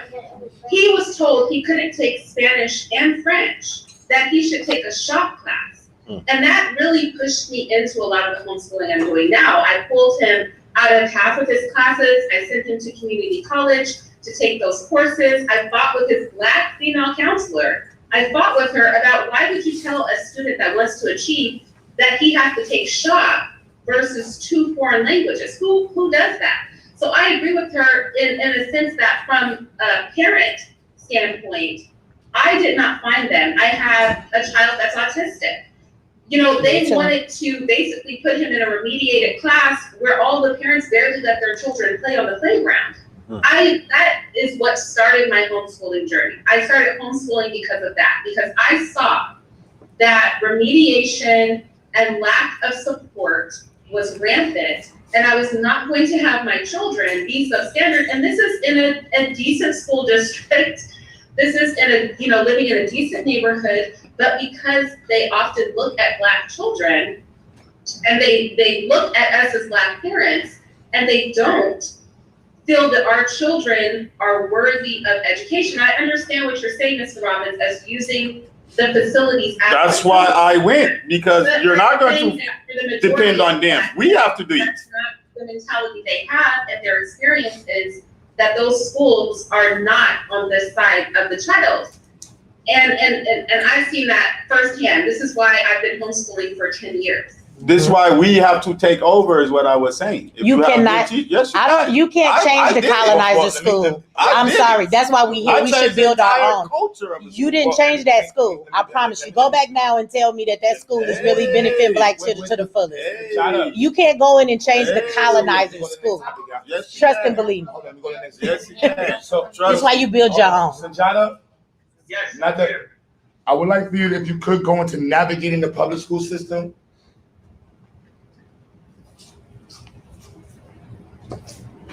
And pros? You there? We can't hear you. Is he muted? Did the speaker Oh, die? is he? Oh no, ain't nobody frozen. Can anyone online hear me? Yeah, we can't Oh, hear wait, you. okay. Baba, hold your note. I just want to try to run through some of the topics on the flyer real quick before we trip, right? Okay, you were calling me, my bad, okay. Go ahead. So Sanjana, I would like for you to discuss this navigating the public school system while pro-Black. Like parents who have their children in the school system, what is some advice you have for them to make sure that they can still provide a holistic and pro-Black education? You press that teacher. Press that teacher, press that school, press that environment. And what I mean by that, make sure that that teacher, that school system reflect what you want your child to learn. Ultimately, it comes back to the parent. Because for me, I am going to say this oath to you and to everyone here. I am going to teach them about their Black self. But again, I don't think I am in the majority in that. So what you have to do, and that's using the proverbial you, not you, Q Butter, the great Q Butter, the proverbial you, what you have to do is make sure that that teacher from the first day, you should know their names, you should be in constant communication with them. And I know, like the great Michi said, that, we're working, I get that. We're working 2 or 3 jobs, we're trying to get by, I get that. But make one of your jobs your children's education. Whether you are homeschooling them or they're in the public school system, the way you can do it, and answer to Q Butter's question, the way you can do it, You have to make sure that that education that you want is demanded. No one is going to give us anything. We as Black people should know by now, no one give us anything. Everything that we've ever gotten is because we demanded it. Everything that we've ever gotten is because we organized for it. No one gives us anything. So what we have to do, and as you have to do as the parent, you have to make sure that that teacher teaches them about themselves. That teacher don't just wait for February to teach Black history. Don't just wait for that teacher to bring up the big three. Brother Malcolm, he's great. We love Brother Malcolm. Martin Luther King, Harriet Tubman. Those are not the only people that have made a difference for our people. So don't wait for the school system to give you this. And I will go a little further to homeschooling. Homeschooling is a topic now that's becoming more popular, and I know the reason why, and I get it. But if you're not equipped to homeschool your child, don't do it. Send them to Cuba school, right? Don't just pull your child out of the school and say, okay, I'm gonna do this. I'm gonna be the teacher, and I'm going to teach my child. This, yes, education is a difficult thing, but like myself, I've taken all of these trainings. I'm reading all of these books. I never have a summer break. I'm never on a break. I am getting myself prepared now for September because I love our people and I love what I do. But if you take out your child out of the school, you say you're gonna homeschool them and you're not equipped, you're not trained, you're not able to do it, send them to Cuba school or a reputable school that can educate that child. So go back to your question, now to circle back to Cuba to your question, the parents have to demand the education that they want. No one is just going to do it for you. And I just want to touch on one thing real quick.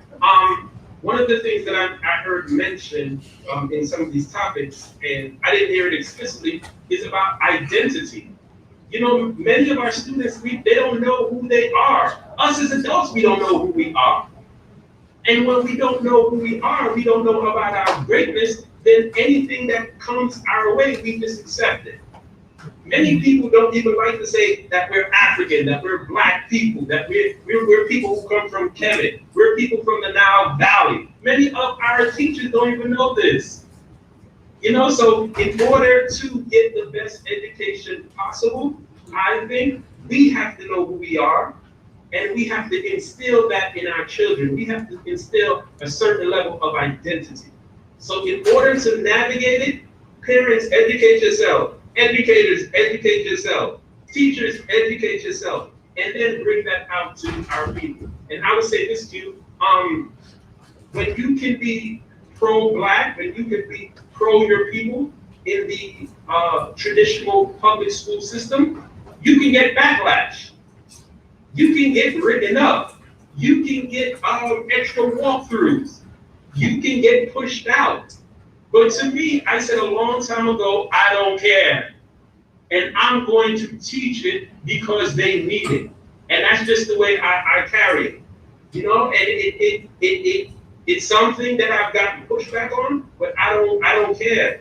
And I'm sorry, just real quick. I remember one time I said, you know what? To Michi's point, so all the kids that get suspended, all the kids that get written up, I said one year, I'm going to take them to the Metropolitan Museum. For those of you that don't know Metropolitan Museum and not from the New York, it has a lot of our African artifacts stolen, which that's in the museum. So I said, you know what? I'm going to take all our children who are suspended, who so-called get in trouble, who are going to get pushed out. I'm going to give them some knowledge of self and take them to the museum. The teachers gave me pushback on that. Why would you do this?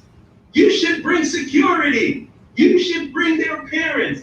I said, no, I love my people and I'm taking them. And it was the best trip that I ever had with my students.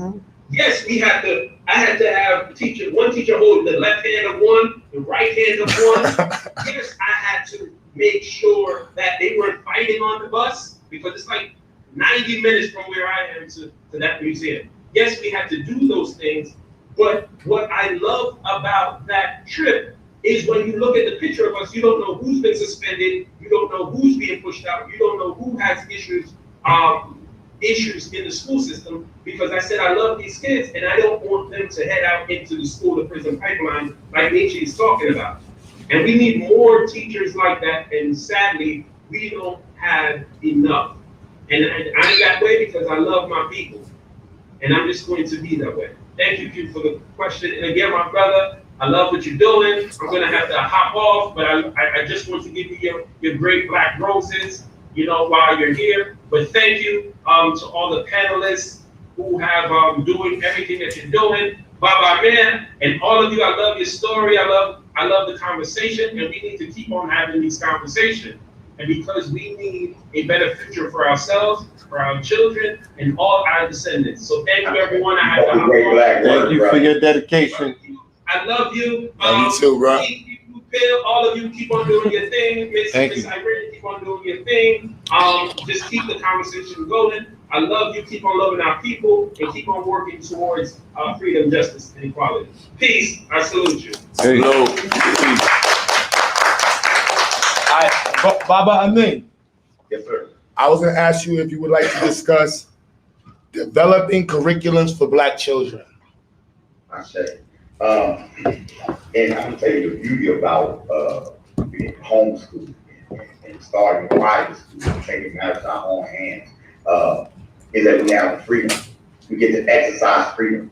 You get to build the curriculum around your child rather than trying to mold your child to a curriculum, which is what's going on in the public school system, right? And we actually do a homeschool coaching, right? And in that I talk about 5 steps when we're developing a curriculum for our children in a private homeschool environment. Number 1, know the laws, know your rights, and know your power where you are. The laws are different in some states. For example, in Texas, when they integrated, white people did not want to go to school with Black people. So Texas has one of the strongest homeschool movements in the country. In the state of Texas, you can pull your child out, check one box, say homeschool, and you've done no state test, nothing. Print your high school diploma out at the crib and go on with your life, right?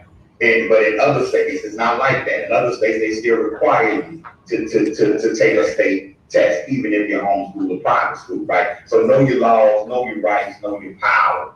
Next, you gotta unschool your mind. If you're developing curriculum for our children, you have to, number 1, don't try to mimic public school. The way their system doesn't work. So some of us, when we homeschool, we think, okay, but they gotta have class at 8 and we gotta get out at 3, Monday through Friday. No, you don't. All right? Unschool your mind. You have the freedom and the power to be creative. You are private. So your child's education is now your business, right? You don't belong to the state, okay? The state belongs to you, all right? So you have to train your mind before you even get into developing curriculum. You have to feel freedom in order to do that, if I'm making sense, right? And then know your child and build your lesson. Trust yourself when it comes to your own baby. Don't nobody know your baby like you. Nobody, I don't care how many certificates that counselor got on the wall. Nobody knows your baby like you do, all right? Cater to and speak to your child's strengths, not your child's weaknesses, right? So don't go into curriculum development worrying about what is he doing wrong. I gotta fix that. No, first find out what they do right and build on that. That's gonna be the foundational piece. You got a baby that's good with their hands, it's time to build, right? Let's face it, y'all. Some of us don't use trigonometry, calculus, all that kind of. There's a lot of stuff you learn in public school you're not gonna use in life. Focus on your child's strengths and build around those strengths. Build your lessons around your child's interests and your family's core values, right? So when you're homeschooled, this is your opportunity to reinforce what you teach in the home. You can reinforce that and build that into the curriculum as well. That's one of the powerful aspects of African-centered education. You know what I'm saying? Is that we're building around our children's culture, but you also need to build around their interests as well, right? So you have to communicate with your child. We have to communicate with our children when it comes to creating curriculum, right? And then good documentation. You gotta be prepared. You have to plan what you're gonna do. You have to implement your plan. You have to assess how did it go. You gotta be honest with yourself, right? Don't deem yourself a failure, right? Fix it. All right, you gotta know what you did wrong so we can fix it the next time. keep good records, and institutionalize yourself. Institutionalize your homeschool. Give it a name. Give yourself a shield. Create a family crest. This is an opportunity to bring the family together, and then recognize that culture to humans is like fish to water, right? So if you're going to teach math, we need to find examples of our interaction with math. When you teach science, find examples of our entry, not first Negro examples, not just those, okay? Not examples, not just examples of us encountering science after we were encountered by Europeans, right? I love Carter G. Woodson, but he's not the first black man to put seed into the ground, right? You have to go back to when agricultural science was first created in ancient Africa and give those examples, right? So, for example, at the Uhuru Academy, we don't have a Black History class. Not at UASC, not in our online program, not at PCLA. There's no Black History class. Our story is woven inside of every course. Every course, you're going to encounter yourself. You're learning science, you're learning engineering, but your examples is African engineering, right? And your primary foundational examples. So when you're building curriculum, keep culture at the forefront. If you're teaching word problems, if you're writing or creating word problems, right? Use our names, right? You don't have to say Susie. You don't have to say John went to the store. You know what I'm saying? No, Mustafa goes to the store. Blue Pill goes to the store. Right? You goes to the store, right? We all go to the store. So Not me, I just ordered DoorDash. In the curriculum. Also, give your children an opportunity to be creative. At the Uhuru Academy, the first class every day is creative writing. No. What's on your mind this morning? Sometimes it's student choice. Write whatever you want to write about this morning. You just have to write. If you don't want to write about why you don't want to write. You just have to write. Some days I may give you an active proverb. We'll do a little discussion. You write what you feel about the proverb. Then we get into our math, our science, you know what I'm saying? Our STEM programs, our coding, right? So and also when developing curriculum for African children, right? We're not trying to transform them into Africans that lived 1,200 years ago. We're trying to equip them and empower them to meet the end. I'm sorry, I had that one. I mean, a lot of parents. So do your research. What are the careers going to be? Where is business going to go, right? So for example, coding to me should be taught just like English, literature, whatever. Coding needs to be a language that's taught. They need to get behind it, or they need to start writing and creating languages. Computer languages and that sort of thing, you know, and so we have to make sure that we're on the cutting edge and that we're looking to the future. You know, Sankofa, we build upon the past so that we can move into the future. So I hope that answered the question. So when building, and there are a lot of resources out there, I recommend Kamali Academy. Dr. Kamara does a lot of great work. I know that at the Ziax Institute, I know a lot of stuff you had to create. Well, it's time to curate what you've created. You know what I'm saying? And make that available out here for those who are journeying into homeschooling, independent education. You can call me Uhuru Academy. We consult and we help people build curriculum. I don't believe in one set cookie cutter curriculum for everyone. I believe that we need to be in the process of creating curriculum based on our goals, based on our needs, our regions, our languages, our culture, that sort of thing. And then that day is gonna come, we're gonna have this big old pot of lessons that we curated that'll educate the globe. So that's how I feel about it. Black power. I was gonna add, so I know a lot of people are against the core curriculum. I'm actually a fan and proponent of the core curriculum. Why? For me, communication is essential with education, but it's a view of it. So I have like more of a machine cookie cutter view, you know, a little bit more mundane view of education to some sense. Maybe come across as a Marine. It's like, you just got to do push-ups. That's just what it is. You just got to practice. Like he would do, like, look, at the end of the day, you got to do your multiplication. You got to write it down. Whether you want to sing it, write it, tap dance it, draw it, you got to remember 3 times 3. However you figure it out. Now, I know that's creatively like, no, I'm going to get blocks and do this. Like, whatever you want to do. Similar, but the how, we have the how, exactly. You know, and so with parents, I think what got mixed up was that we had white folks telling us what we're supposed to know, and then telling us how we're supposed to know it, and then how to teach it. Now it's really about the expectation. And so the core curriculum is literally just the expectation of what someone's required to know. And so for me, like, I became an audio engineer, and the only reason I was able to become an audio engineer is because I understood how to take the core curriculum and teach it to myself.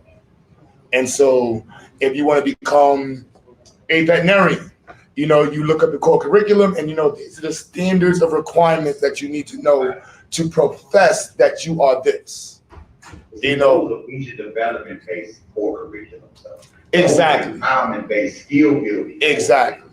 You know what I'm saying? Not a core curriculum that's just teaching you basic reading, writing, and but not fitting in any particular direction of focus, right? Exactly. And so we definitely need more of an end game focus when developing our curriculum. If you have a baby that's in love with airplanes and that love to fly, well, yeah, of course you need to learn nouns, verbs, and adjectives, but let's learn nouns, verbs, and adjectives that are related to piloting and aviation science. Right? So let's blend those goals in with those core skill sets that you need, and allow our children to study different tracks. I want to be a doctor. I'm on this doctor thing. All right, let's learn about that. You need a vocabulary based on medicine. You need this, you know, and they might come to you and say, you know what, I don't want to be that no more. But now I know why I don't want to be it, because I studied. You know, so now let's go somewhere else with it. So a vision development focus, an empowerment-based focus is key when developing curriculum. And just to add on too, so Brother Robbins, Mr. Robbins is like my gold mine when it comes to like knowing like, I know he got his hat upside down in the locks, but he knows all the little codes, all the little codes in the school system. Like, he knows all the little terminologies. You know, and so like interdisciplinary interdisciplinary goal setting for I find a lot of teachers. So parents, homeschooling is more than just history. So let me just say that, right?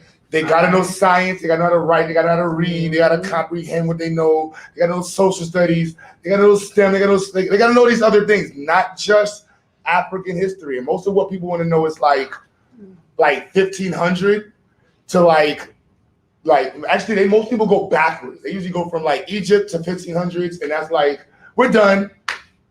So there's a lot more information in, and then the goal is to develop a person who can actually produce for society. Spiritual development as well. You know, so all of these, spiritual development, mental development, all these things go into someone who can produce for society. So that's why I wanted to bring up like how all of these things connect. In our institute this year, we pushed social studies has to connect with math, English has to connect with this part. All of these things have to connect from the sciences. But I know, Robin, you can give it to them a little bit more, you know, properly. I don't think I'm saying it right. Yeah, you're doing a good job, man. He was just talking about having interdisciplinary connection and having the concepts bounce throughout the different subjects matter, so that the learning is reinforced in each stage or different stages of the learning process. So as they move from one class to one class, what they learn in one class is applicable to the next class and to the next class, so that by the time they're done with it, they've used it across the curriculum and they've applied it in different aspects, so they can judge the value and worth of it in different settings. So it's not just something they have to learn in this class, as referenced some multiple choice, something that they just throw out, because we really don't do a multiple choice based learning system in our program. We try and make sure everything is interconnected, and each subject is applicable to the following subject or the previous subject that they had the day before or upcoming. Because I tell them all the time when they're writing sentences in my course, I want them using vocabulary for the other courses, so that they learn to function with that vocabulary. So when they go back and have to write in the next course, they can actually use the word from a position of strength, but with a grammar concept that I've taught them to employ in their writing. And it takes time to teach them this way, because it's a more comprehensive form of learning. And then it requires you also as a teacher to at least have rudimentary understandings of other subjects, even if that's not your forte.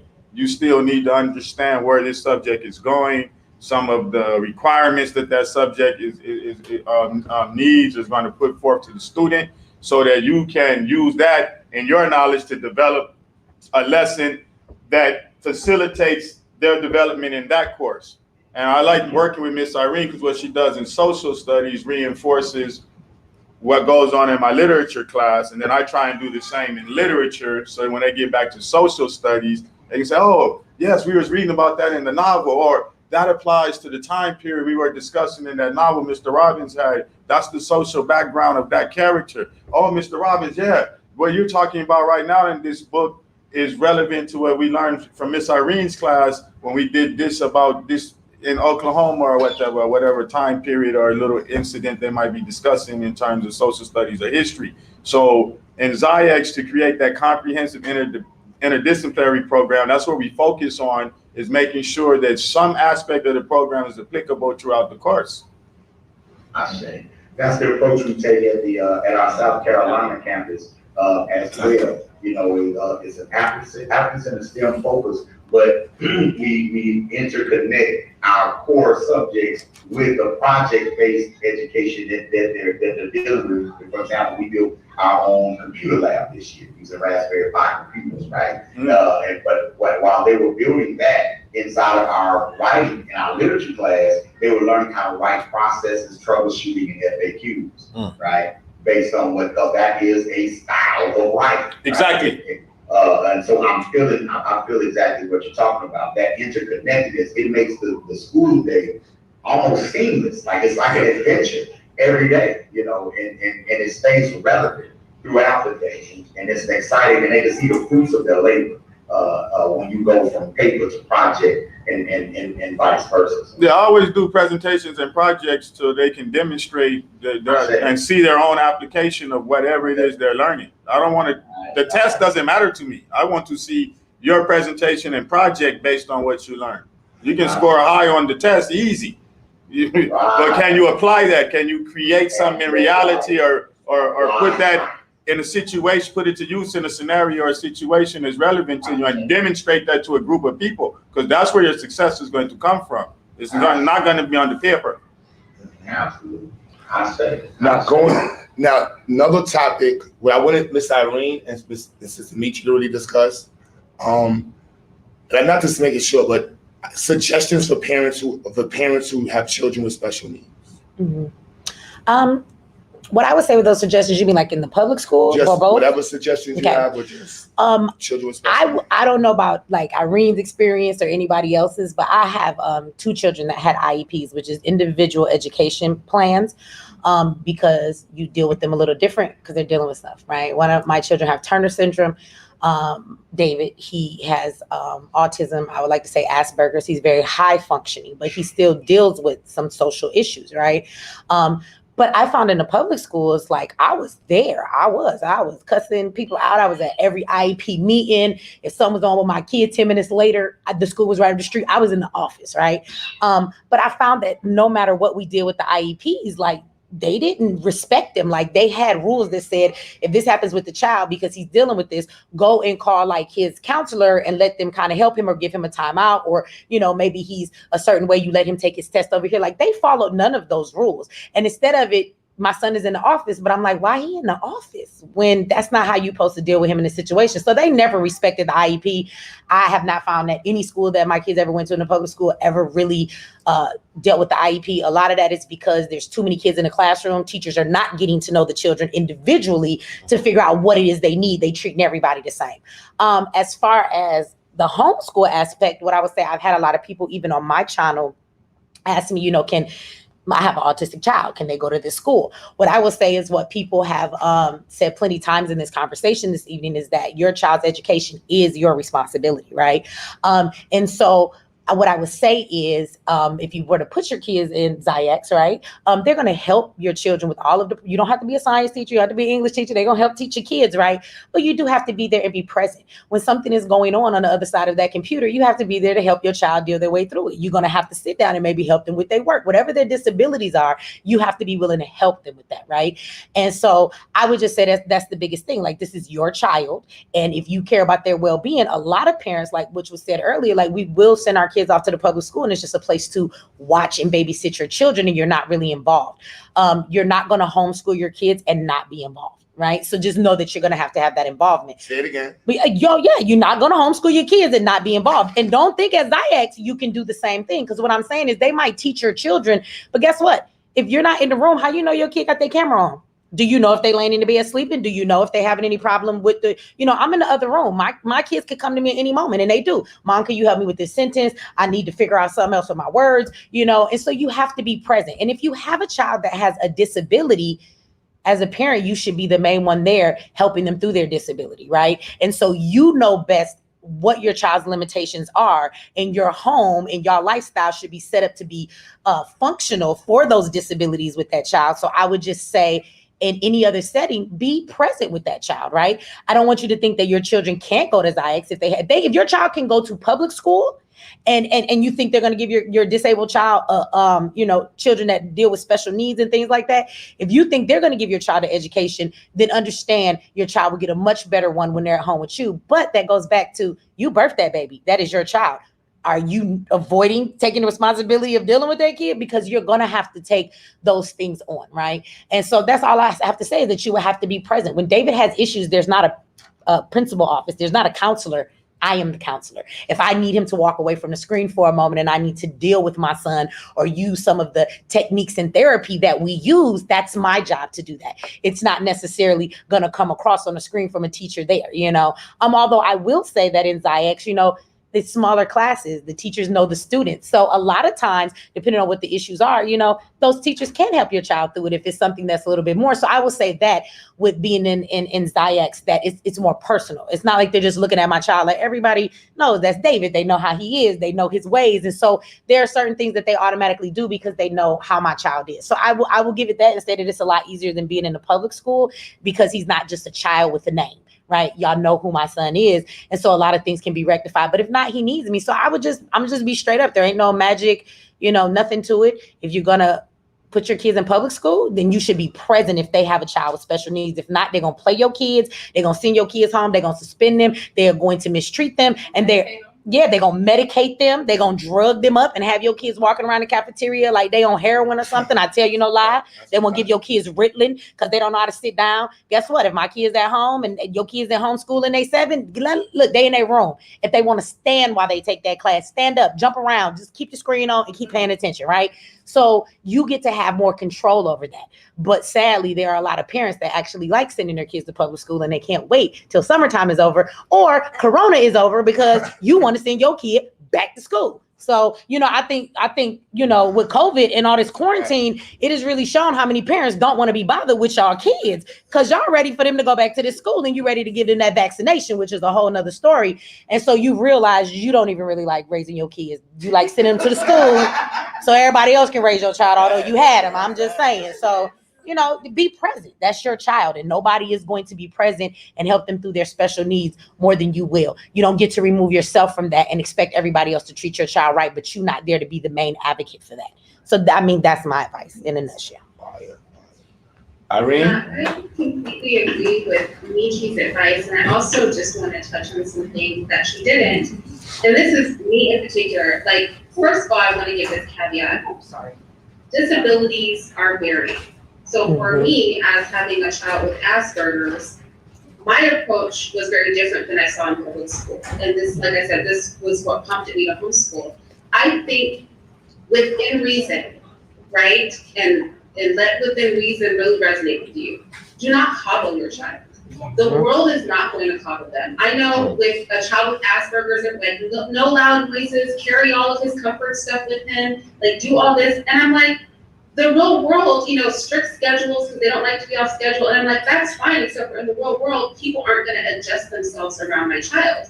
I need my child to function around other people, Yeah. not just around the people that are gonna, twist and contort themselves to make them comfortable. So I think as parents of children with disabilities, it's really important that we push our children to excel. And also, going back to what the brother was saying, find the thing, I think Baba Ahmed was saying this, find the thing that your child is passionate about. I know with my son, he was really obsessed with vehicles. He liked to line them up. He would spend hours doing it. He couldn't touch them. And then morphing that into an interest in engineering, right? Morphing that into an interest in something else, developing that. And also refusing to let him act on impulse. A lot of times when our children have disabilities, we feel a lot of compassion for that. And we feel really protective over them. And it can actually stunt them. And then we also feel defensive when that child is challenged. So in the Institute, several of my little kids in the younger class and some of the older kids have some learning issues, right? And the learning issues vary. I push the kids. My demands are similar for those children within reason. And the pushing, you have to allow that. You can't be on the defensive. You can't coddle your child. They will not grow. You'll stifle them. And you have to really make a decision. You're not going to be able to take care of that child forever. Do you want them to function? Do you want them to be able to navigate society? If they have a disability where they're higher functioning, I mean, most people talk to my son with Asperger's, even professionals at this point, and you would never know. Yeah. You would never know. But that came because at some point I had to make a choice that I was going to let him be normal. And also, within reason, not broadly advertising that your child, has a disability. Mm-hmm. There were years that my son did not even know because that was not my introduction. Oh, this is so-and-so, he has such and such. Because then that morphs the way people deal with them and it adjusts their worldview and how they deal with other people in an educational environment. So I think we need to just raise our standards and raise our expectations for disabled children, not coddle them. And that's pretty much all I would add to what Michi said. Somebody said in my chat, they said that they mentioned ADD and ADHD and that's different from autism. So, I mean, we're speaking to I just want to address that and say we're speaking to the disabilities that our children have. But I also want to say that on some Umar Johnson kind of stuff like that, ADHD and ADD, sometimes they be lying to you, sis, or brother, whoever you is, like, I don't know how old your child is, but it's natural for children not to want to sit still. It is natural for them not to keep their focus for very long. It is natural for them to be all over the place. Like that's being a kid.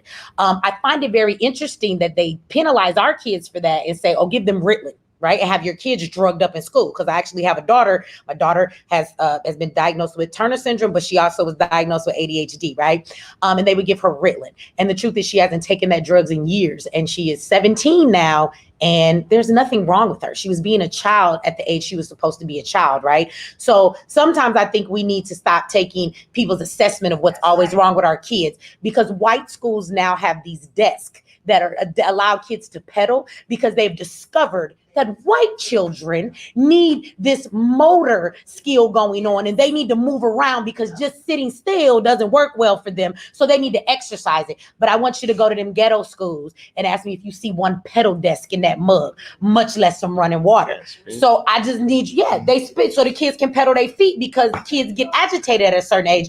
But your black kids get told they need drugs and that they have a problem when they're just being a kid. So I just want to say that about bringing that up as a disability. I don't always agree with them on that. I think they lying to you. Sometimes, depending on the situation, your kid is just being a kid. So I just wanted to throw that out there. Let me add to that. Down on that and say, a lot of times we have kinesthetic learners, right? Mm-hmm. We have children that need to be active to really learn. My eldest is that way, and if you're not homeschooling and you have a child that's in regular school, I went to his teachers and I was like, I'm gonna give him a squish ball. I'm gonna give him something to do. He's gonna need to do it in your class. Yep. Because I picked up on that when he was young. I would be teaching him his alphabet and he'd be running all over the room, but he'd be yelling out the letters. So, we have to also recognize a lot of times these children, like Ichi said, are normal or they're kinesthetic learners, which means they're active learners, and they're being pathologized, and that is very problematic. Black children are grossly misdiagnosed. Yes. When it comes to behavioral or mental health issues. in the class, learning disabilities in the classroom. It's a racket. I mean, it's this monetary incentive. The school gets double the subsidy for children that are declared learning disabled. Pharmaceutical companies get in on the game. They get contracts with the rhythm and the drugs, and not even parents can get a disability check as long as you ride along. How about those checks, Baba? Because some people stop their kids up the river. They do. Well, we actually had an issue with a friend of mine, alternative school, had an issue one day where she went and got drug tested. The student, mama took her to get drug tested, got some check, and got to flunk the drug test, okay, in order to get the check. I mean, passing the drug test is having a drug in the system. She didn't have it in her system, man. Her mama must have beat her or trying to beat her from one side of the school to the other because she didn't have the drug in her system. And to watch the baby cry saying, "Mama, it makes me sick. It makes me sick when I take it." Watching her cry and get beat because she's messing up the money. You know what I'm saying? It shed a light, you know, because this wasn't a student that was also getting counseling for whatever trauma that was going on with her at the same time. It was just the pill, and that's it. Yeah. You know? So I want to. And it's cruel, man. It's cruel, and that's criminal. They had Shadanya on Rick. I was like, you gotta take her off of that. He said, "Bob, I mean, I have 96 black students in my special ed program." He said 6 of them belong in there. Yeah. Yeah. So to add on, so you should know there's something called a DSM-5. So I think that's the right thing. So that's a psychiatric board determination Diagnosis. standards for children with any special needs. So ADHD, autism, Asperger's, all the different things, anxiety. But one thing I like, and Michi and I was talking about this, and I have to give it up to them. They have a new standard, and the first standard is a cultural view. Understand that somebody who's diagnosing a child is going to see a lot of the normalities through their living lens. Yes. So not just European. For example, a lot of sisters or people that come to the program, my view is boys don't cry unless you're ready to do push-ups. That's not a good thing or a bad thing. That's my pedagogy. You know what I mean? That's my view of boys. Mm-hmm. And I have to learn that there's nothing wrong with a mother or a brother who's like, look, my son is allowed to cry. I just need to know I don't want your son around me. But I just, understanding. But before I would look at that child, I was raised to look at that child as having an issue. Like in my family, my men would look at a boy cry for too long without being told, you got to either get a beating, hold a corner, or there's something wrong with you. And that's how it's conditioned. I had to really understand that's a conditioning I was taught. And so we all want to respect somebody. And I'm not even calling my white folk teachers. This is in our community because I've met some parents. I'm in 2 years and I met parents who did not have their child diagnosed, and I wanted to call the city on them. Because once I realized how serious this was, I didn't know what a runner was. Anybody who deals with children with autism, when I say you have a runner, if you have a runner and that child's not diagnosed, it's professionally wrong to not call somebody on that parent. When you know that child's a runner. I never knew what that meant till 2 years ago, and this kid is running. And I'm talking about full speed, and it's like, I professionally can't do it. I can't help this child. We don't have the means of being able to have somebody who's just standing around and 2 people running with this kid. And I'm talking about full speed. You sit like this, and he is full speed that way. And the parent doesn't have the child diagnosed. Yeah. They I didn't know what that. So my Black Power card got really confused there because I'm like, am I snitching? Am I not helping the child out? I don't know what to do in that space. And I'm gonna be honest. I've called Marcus Klein. I might have hit Baba up about that also because I was like, I don't know what to do. Like, why is this child diagnosed? Why is this woman on the gram? And so I know some of us have this white person over there list. That's why it's good for us to have our own Dr. Shauna. Yeah. You have professionals in the community you can reach out to. Get your own assessment. The school, in terms of assessment, the school, like Nietzsche said, just so I can put this in the homeschooling laws and to school laws. Your child is under a contractual, you are under a contractual agreement with your county that states that you will provide the education to your child to make sure they meet the standards of the federal government, which is the GED. Your state has to also meet with that compulsory law and agreement. Once you're an American citizen, you have agreed to that compulsory law. It's the same thing with vaccinations. Education is compulsory. That's understood. So we all understand that. The legalities become different because when you sign that child to the school system, they now become responsible for that child. The school system, like she said, is not the court system. The court system and the police system don't use the same things, but they use the same jargon and they all respect adjudicatory positions. A superintendent is an adjudicatory position for the state. A school principal is an adjudicatory position for the state. A school superintendent's courtroom is equivalent to the courtroom's eyes in these little counties, not in New York City. But when you're in the back of Colorado and the superintendent's wife is the same person who's the guidance counselor's head of the guidance counselor department, and then the same one who's the head of the truancy department, that's a whole different ball game you're playing with. And I want my black folk to understand, those living in those small towns, they're not gonna play fair with you. And their view of education is according to the law.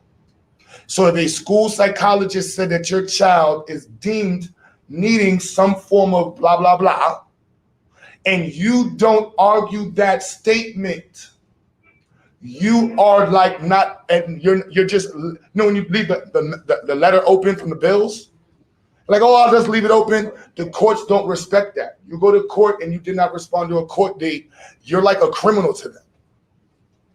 And it's the same thing with ACS, the same thing with school psychologists, the same thing with the superintendent. And they respect the city's money. So if you waste the principal's money, they're gonna look at you, you waste the city's ACS money. They don't care about none of this black card you got. If the school psychologist said your child has ADHD and you don't agree, and you didn't go to the legal aid department and get the state to do your own diagnosis of your child, they're gonna look at you as a non-professional parent.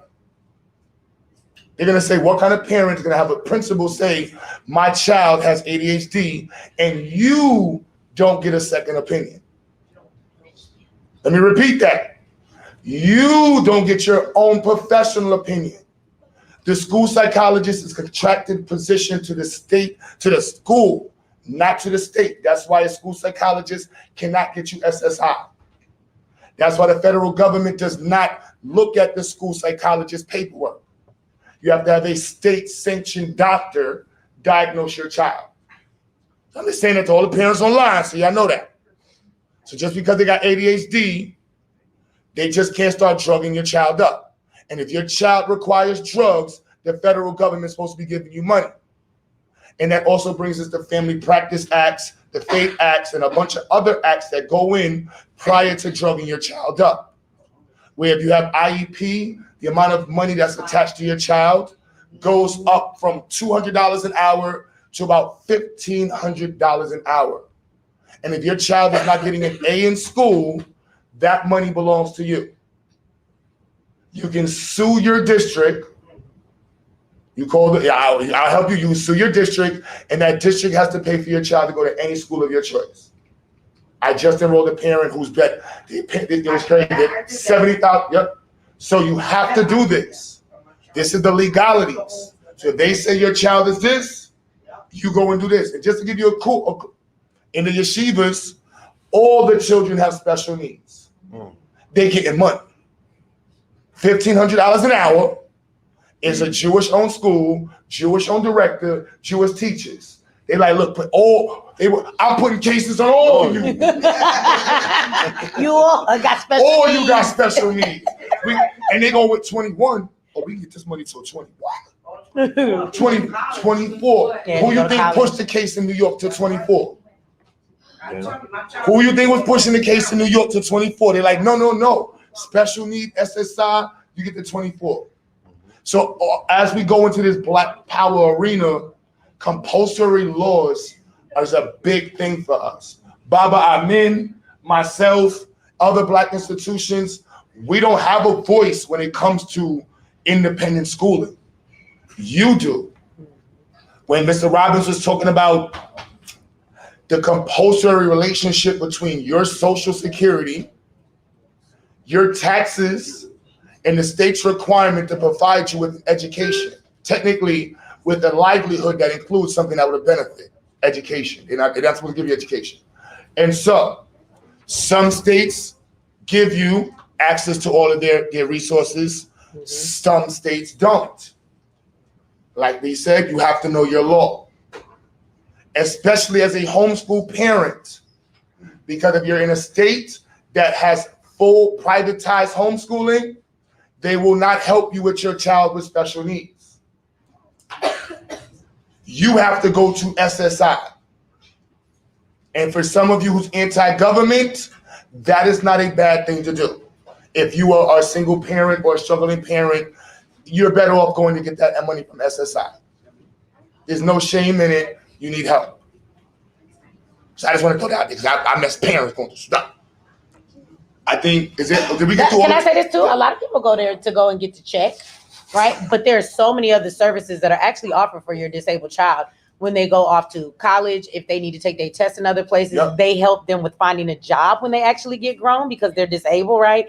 There are so many services. But for me, I've met so many people in the hood that get a check, but they never utilize any. If your child needs transport, we taking it where they need to go. If they need extra help in school, they got extra funds. They help them once they get grown. So I'm just saying, if we're going to take advantage of that and they say, well, you get your check or whatever, understand there's a whole lot when your child is considered disabled and they've approved them for that check. They approve them for a million other things. We never use them though. And I'm talking about even up to being in college or even being a grown adult. There are all kinds of services. If you have a child that's disabled and they're on Social Security, right, disability, if they go to college or even if they're not, when it's time to find a job, there are services that will find your child a job because you can't discriminate because they're disabled. So they find jobs where kind of like affirmative action, they have to allow certain jobs have to have so many, special needs or disabled people. And so, these disadvantages that they have in life, because let's be real, some kids have some really harsh special needs. Like, we're talking about ADHD and Asperger's, but there's some really harsh needs out there and, special needs people. And so there's a lot. And I'm just saying that I know a lot of people who get that check and never take advantage of the 1,003,060,72 billion other things that they offer your child and they never use them. So take advantage of it. Yeah, use them. All right, so I think we went through, one part, and then we're going to go to questions, and I'm pretty much, we're almost right there. I don't want to get the topics in the I think before I go to the question, I really want to get topics. So, Blue, could you talk to inspiring the next generation? Yeah, absolutely. Where we come from in our community, intelligence is not looked towards as something that's aspirational. You know what I'm saying? So we have just made it a hallmark of our existence to make sure that when children see us, they know that we embody a level of intelligence. It's cool to be intelligent. You know what I'm saying? It's cool to think like an entrepreneur or an industrialist rather than just a worker. It's cool to work together. It's cool to have ideas and plans that are not what's considered, the Western standardized models of how they are orientating our children, to come into the world. So just being that particular standard, in learning children's language, not acting like a 19 or 15 or 18-year-old to connect with these children, but just connecting with them on a level where we don't have to come down necessarily from where we're at.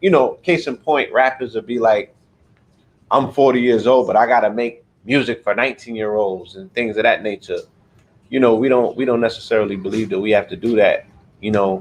We just create a particular standard that makes it aspirational for children to say, I might want to do that when I grow up. You know what I mean? And then make that accessible to say, all right, well, this requires this, that, and that step, So that comes through education. That comes from being in the community, connecting with these children, and also having influence in the lives of their parents. So their parents can be like, this is somebody who I want you to look at. I hear that from parents all the time, that they're like, not only do I watch your shows, but you know, my children came in and they started watching it as well. I hear from grandparents, you know, I meet 5-year-olds, 6-year-olds, you know, children of, you know, people is like, my child was looking at you through the womb, you know, they've been listening to y'all since they was born. You know what I'm saying? So, and being mindful of the responsibility that comes with that as well. You know, always like when I program and make things, I always have a imaginary audience in my head. So I'm mindful, or even when I'm on live and I'm talking, I have an imaginary audience that I'm speaking to, and there's always a child in that audience, and a nana. You know what I'm saying? But an Instagram model too. You got to be able to, you know, be diverse and connect the dots with everybody. All right, so Mel, do you think it's cool if we go over a couple? Or we have till 11, right? All right, so what should we do? I want to make sure you have enough time. But everybody got their 2 cents in, or should we go to questions? Anybody want to go anything special? You know, I just want to stress once again, accountability. You need to have records and accountability. You have to make the students accountable for their learning process and experience. If you do that, you'll get better results, and they'll be more engaged and more involved when they know that they're going to be held accountable for what they're supposed to know or apply. Don't let them get away. And accountability is not, did you do it and did you get an A? It's that application part. And the last thing I would say is, if you're homeschooling or you're not, keep a daily assignment log or sheet for your students' assignments. This way you know what was taught that day, what they did or did not do, what was required of them, and see the progress. And you can also see when you have to reteach it or it's being retaught by another educator or facilitator. But those things are key: accountability and record keeping, especially a daily assignment log. And the students should do it. The parents shouldn't be the one doing it. The students should keep a daily log in whatever they're learning.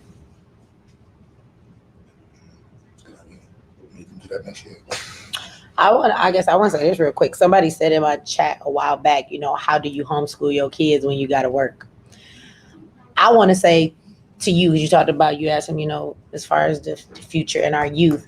I would tell you that if you've never thought about starting your own business, this is probably the time. I think there's a lot of things that we don't do in life. And if your kids don't motivate you to do these things, then I don't even know why you have some kids. I'm just be real with you. You're sorry and you shouldn't be a parent.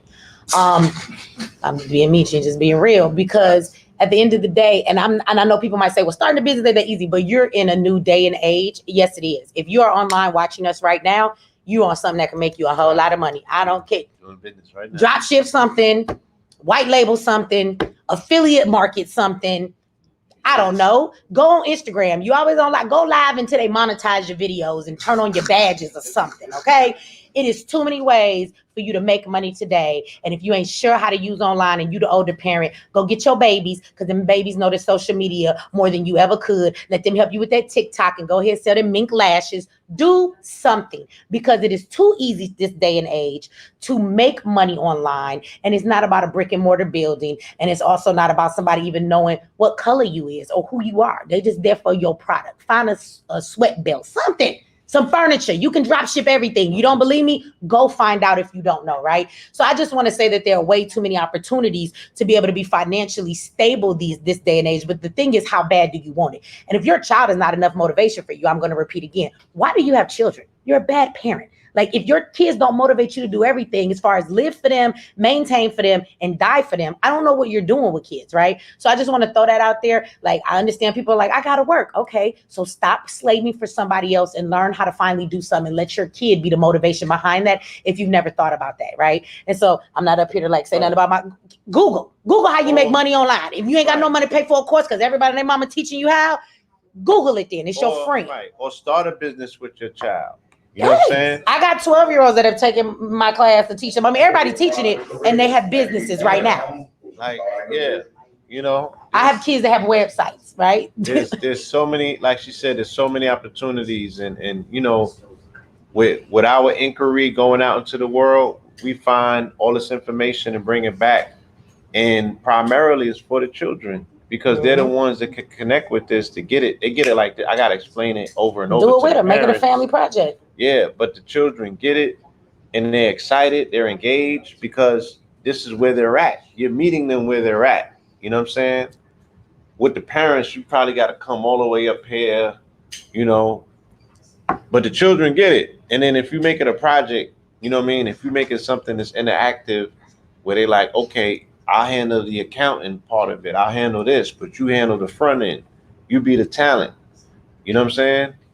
Like all of this is applicable and you can literally, you know, build your family business and your children could probably help you retire. Can I add on to that?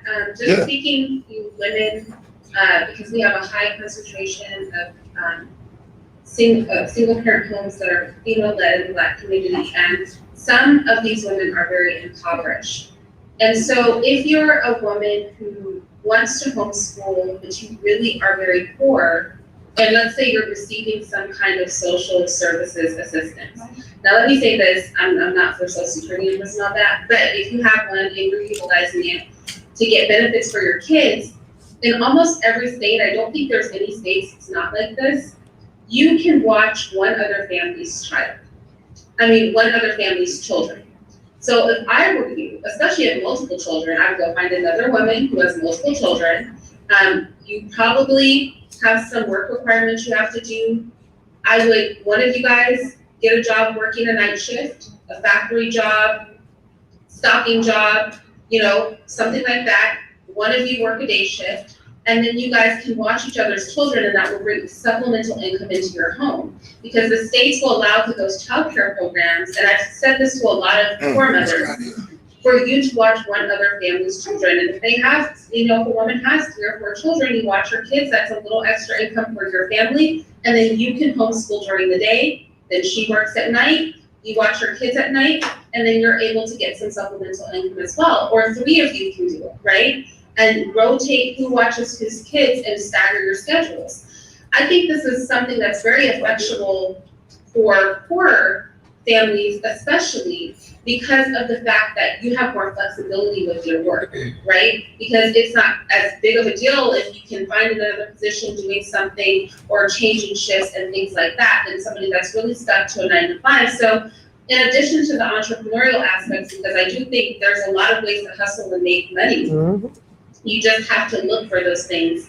I think also, if you're feeling like I need that capital to do that, right? Or I don't have a usable skill, I'm not a writer or a coder, or I don't do any sort of design that I can just come out the box with talent and make money, then you need to start thinking about creative use of the resources that you're already using, sort of like they were saying, if your child has an IEP or special needs, utilizing the full spectrum of those resources and seeing how to have those things work for you to pull yourself out of that rut while educating your children at home, versus just kind of getting stuck in the system. And so a lot of these programs can give you a leg up if you're clever with how to use them. So yeah, pair yourself with 1 or 2 other mothers, stagger your schedules, watch each other's kids. You can do that without a license, I think in every state for 1 family at least. The more kids a mom has, the better, right? And that will bring in extra income and allow you all to homeschool your children and give you safe babysitters for your kids, which I think is just a third, bonus, because that's a concern for a lot of parents as well. So that's my suggestion. That's workable in the real world. And I've helped some ladies do this, so y'all feel free to reach out to me, and I will explain how to utilize the child care services in your state to do that. If you have you need at least 2 families, right? 3 preferably, but 2 families. And it's legal, y'all.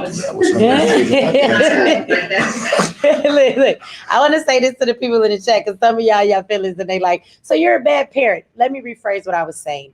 If you are not giving 1,000% to make sure that you are able to provide for your children, to make sure they're not in the same rut that you grew up in so that they can have better what they're supposed to have in life. Yeah, like you're a bad parent. I ain't saying you got to have nothing online, but you know how many people I watch have children in our community, let's be real, and they wait to get 18, they have a baby just so they can get housing, and housing is $30 a month. And this is why you did it. You don't really care about being a parent. You just want to have an easy ride in a small rent. So what I'm saying is parents like that, like I'm talking about real parents, like you birthed your kids. I don't know about the rest of y'all, but where there's a will, there is a way.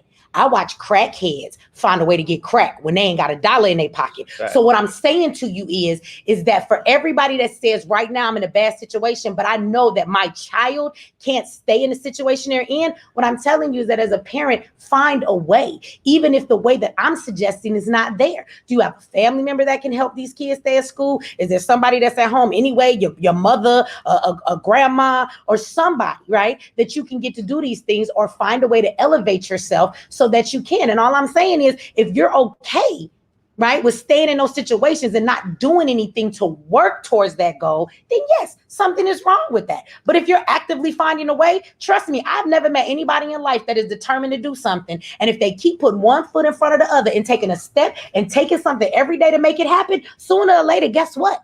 It happens. So I hope I've clarified what I meant. Get out your feelings. If you feel like you're a bad parent, that has more to do with you than me, because that's not what I meant in the comment, okay?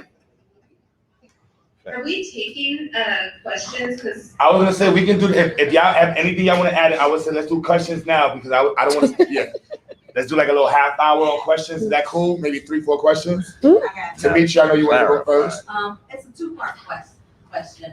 The first part is when we are dealing with parents who are coming from a public school mindset, and I know you and I, we've talked about that, right?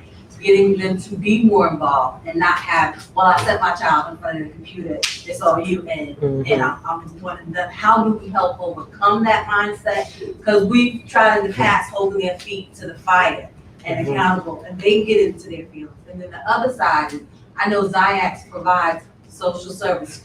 And Marshall are very humble people when it comes to this side, but and they provided social service to so many families. How do we implement that? If the school, when they do it, they're ready to, call DHS and say, oh, these parents didn't have food or this. But when they open their doors and give the social service side of Ziax and say we're a full service community, number one, how do we get people to embrace that without abusing it, right? Because they have taken on people's children, and we have tried to overcome the 504 plans or my child's died, and all the excuses, right? So how do we walk with them, right, until they're able to, okay, now that's enough of, because people just let them just walk and just walk and won't say nothing. And I'm like, yo, Q, they taking your kindness for granted. He's like, no, I said, you just don't know. And how do we implement that and kind of overcome some of our communities' mentality of, well, these my people, so I feel it's okay to take advantage of them. You tell them it's not, and you just straight up do that. See, Q be being too nice. So Q just needs to hire somebody that's okay with saying, these are the rules. You will not break them. If you do, we're going to kick you and your kid out because we ain't got time to be here till 11 o'clock, ma'am. Don't you know that I'm here all day and all night? I want to go home. Don't I have kids too? People should stop. People only going to do what you let them. And so we've had this conversation plenty, and it's like, don't let them take advantage, because I find some of these parents expect them to be like the public school. They bring the kids there and they're like, oh, great, this is a babysitter. And instead of picking my kid up at 3, 5, 6, school goes late. 6 o'clock when school is over, guess what? I'm going to come at 10 o'clock. What is wrong with you? They would do that one time to me and they would never do it again. I might not even let their kid back in the next day when they come until they parent. So it's just paperwork, and we have an understanding that you know what's going on here, ma'am. So again, I just want to say, I think that we have to set structure and some rules to that. I think that that's the solution to that, right? Make it clear what people can and can't do, because whether it's black or white or anything, I've learned in life, people will do what you let them, right? So you just have to make it clear that, so that they're not taking advantage. I mean, of course, we're here to help, like you said, in a whole full, program that we help with a lot of things that you need, not just the schooling. You're right. We're like a family. There's always somebody over there at Ziax in the building, right? And when we get here in Atlanta, I'm sure it'll be the same way. But there comes a time like we want to close the door. We want to go home. Like, you have to take more responsibility. And I just think those are the parents that somebody need to shake them and be like, look, take responsibility for your child. then do we, and this is what I was talking to them about, do we work more so with the parents to overcome their mentality? Because the children are great. Yeah. But then what is it that we can do to turn the light on, I guess, for the parents and say, if you wouldn't do this to the white man, why would you do this to us? How, and I'm not talking, how do we overcome that kind of, you know what I'm saying, mindset? Well, it's okay because these are my people. I think you do deal with the parents. Since nobody look like they want to say nothing, I mean, y'all like, you gonna answer? I think we have to deal with the parents. It's, you know, it's this, But I'm saying it's a mentality that. it's, Yeah. I'm a nurturer and I'm very blessed. There's not one of you could affect me. You know what I'm saying? Yep. You may think you're taking advantage of me, but I'm really good. I have no idea how good I am. You know what I'm saying? So you really can't do nothing to me. So then, you know, you're taking free rice from me. You know, like you took an extra cup of noodle, your kid was upstairs in a space with a bunch of toys for an extra 2 hours. But I was downstairs in my music studio, chilling, making money. You know what I mean? Like, if I just really look at how my life is set up, Marsha gets the butt of a lot of that. You know, my personal life, but before I met Marsha, my personal life. Would you like to say how you want to deal with this? And why I say the butt of it, because I signed up for this. Like Baba Amin, Marcus Klein. Like when I ran into a situation this year and Marcus Klein said, "That's your first time." He said, "Oh, Q, you're gonna have about 5 more parents call police on you. If that ain't what," I said, "Wow, I needed to hear that." You know what I mean? Like, this is the reality of the situation. When I spoke to my high school principal, he was like, "Yo, Q." But they shouldn't even feel comfortable doing that. You see what I'm saying? It's the business. Like when somebody got shot in my studio, right? And the cops came in and they was like, "Wow." And the first thing the cop was like, "You know, you've been here for 5 years and nobody's ever got shot in here. You're doing good. You're doing good." And then he said, "You've been in business for 15 years and nobody's got shot in your business." They got corner stores. They got nightclubs. It don't matter what name you put on that. Every 6 months, somebody gonna get shot underneath that window. It's a fact. You go to Eastern Parkway, East Empire Boulevard in Bedford, you go to church in Linden, you go to any one of these spots. Am I lying, sir? Am I lying? It don't matter. And they will keep putting the nightclub there. So they know it's not because they want to make money. Yeah. But they're like, somebody's going to get shot. It's going to happen. Guaranteed. So why I say this to say, our community needs a level of nurturing. When I hear how some of the sisters and people complain about our brothers, and I think about how little support we put into the community, you know, and how much support I had, like, I'm a testimony of support. Like, I'm a walking cushion of support. Y'all don't know what support I got, but I know how much support I got in my life, and I'm extremely grateful for it. So when the woman came to my house with 10 kids and was like, "I just need some food for one night," and her baby father was sleeping in the car, and then 2 more kids came out of the car, and then all of a sudden she had a warrant, then all of a sudden she was like, then all of a sudden the kids was hungry, then all of a sudden they had money, and all of a sudden the baby father was on the run too, and all of a sudden he was beating her, and all of a sudden I got the hell out, then all of a sudden it was in my mom's house in Kentucky. I don't even know how she got my mom's address. My little sister got up there, but like my family's hood, so it's only so far that's gonna go.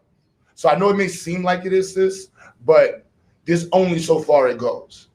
You know what I mean? But that's also something like my sisters, Michi, family that gets, and you call Q, look Q. That's why she asked that question. They get Q. It racks her nerve. Cause they gonna do. Can I chime in on this? I have to go, but can I chime on this and then ask a question from my chat, just one? Yeah.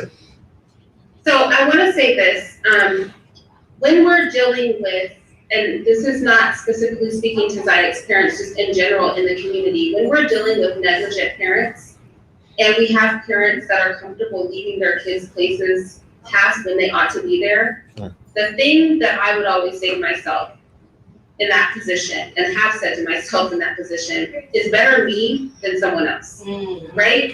I know me. I know children are going to be safe with me.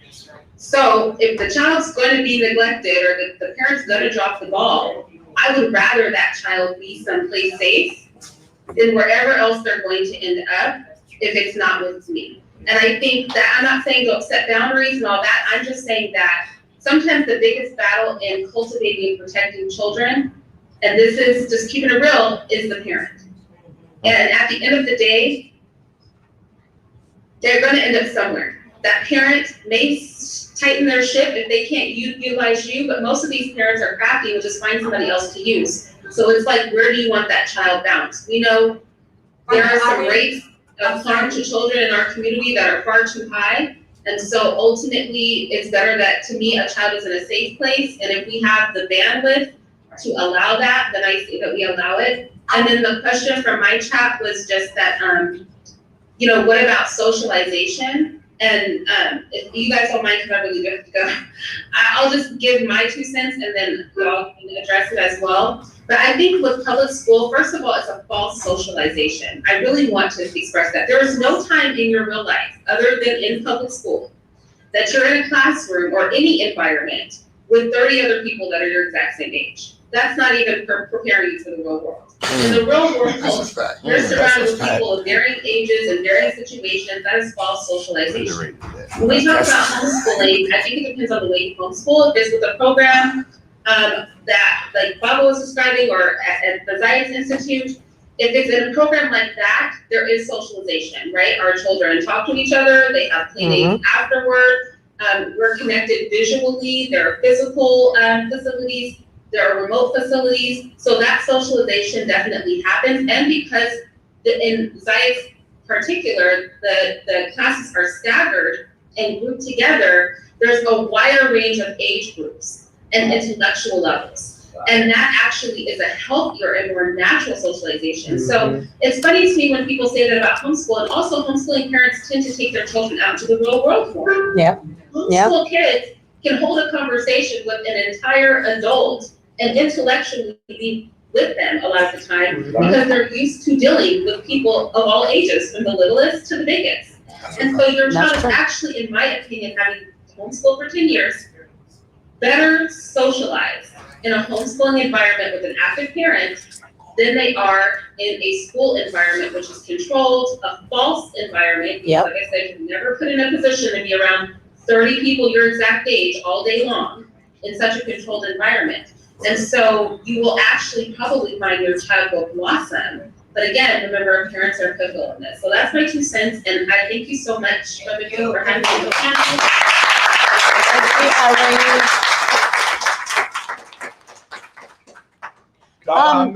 I know you wanted to say, because right, and that's what I wanted to say is that, see, Irene brought up some earlier, I think is the same thing when she says she doesn't let her Asperger's child be comforted, because life is not going to comfort you. My thing is, even if you let that child stay at the school all night, if there's more going on in the home, or if this is just a parent that's doesn't like to really be around their kids, so they take their time to go home, they go to sleep, they do whatever, then they come back. You never really know what it is. So what happens when that child leaves IX, right?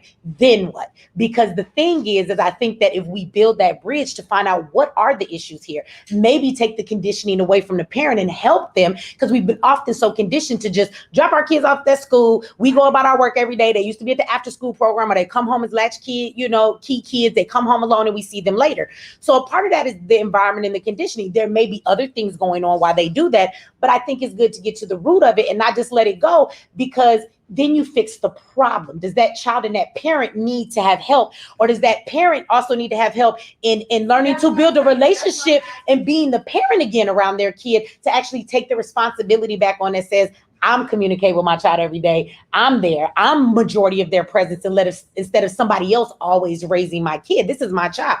So maybe they need help in that. So I agree with what Irene was saying as far as it's better to be here than be out there. But if you keep that scenario, what happens if that's the case and this kid will be somewhere bad when they leave Ziax and you never see them again? What is the rest of their life like? So while we have the parents, I think that we should take the time to figure out, because every child's situation is different. Why is it that it seemed like you're taking advantage to a great magnitude? Is there something really going on? Are you working double shifts? Like, there might be something, but are you really just like, well, my kid is here and I know Q ain't gonna say nothing, so I'm gonna come at 10:30 and get my kid, and you ain't cooked your kid dinner because you just don't care to do any of these things. Now, that is a problem. When we're having this conversation, there's only one person we're talking about.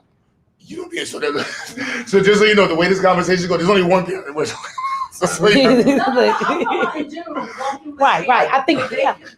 But you know, even in, let me say it, but even like in homeschooling, even if it's not the situation of them being, you know, at the actual spot, I think as parents, a lot of us, if you're going to homeschool your kids, you have to learn to be involved again. You've never really been involved in your child's whole schooling time. I mean, they might come home, you might help them with some homework, but to be honest, parents, when you send your kids off to public school, it's new because you're not really used to them. Even if you are home, let's say you don't have a problem with being at home and none of that's an issue, your kids can be homeschooled. You still got to get used to the fact that you might have to spend a big part of your day coming in the room, helping them with some work. They got to come and help you. You're the on-site teacher.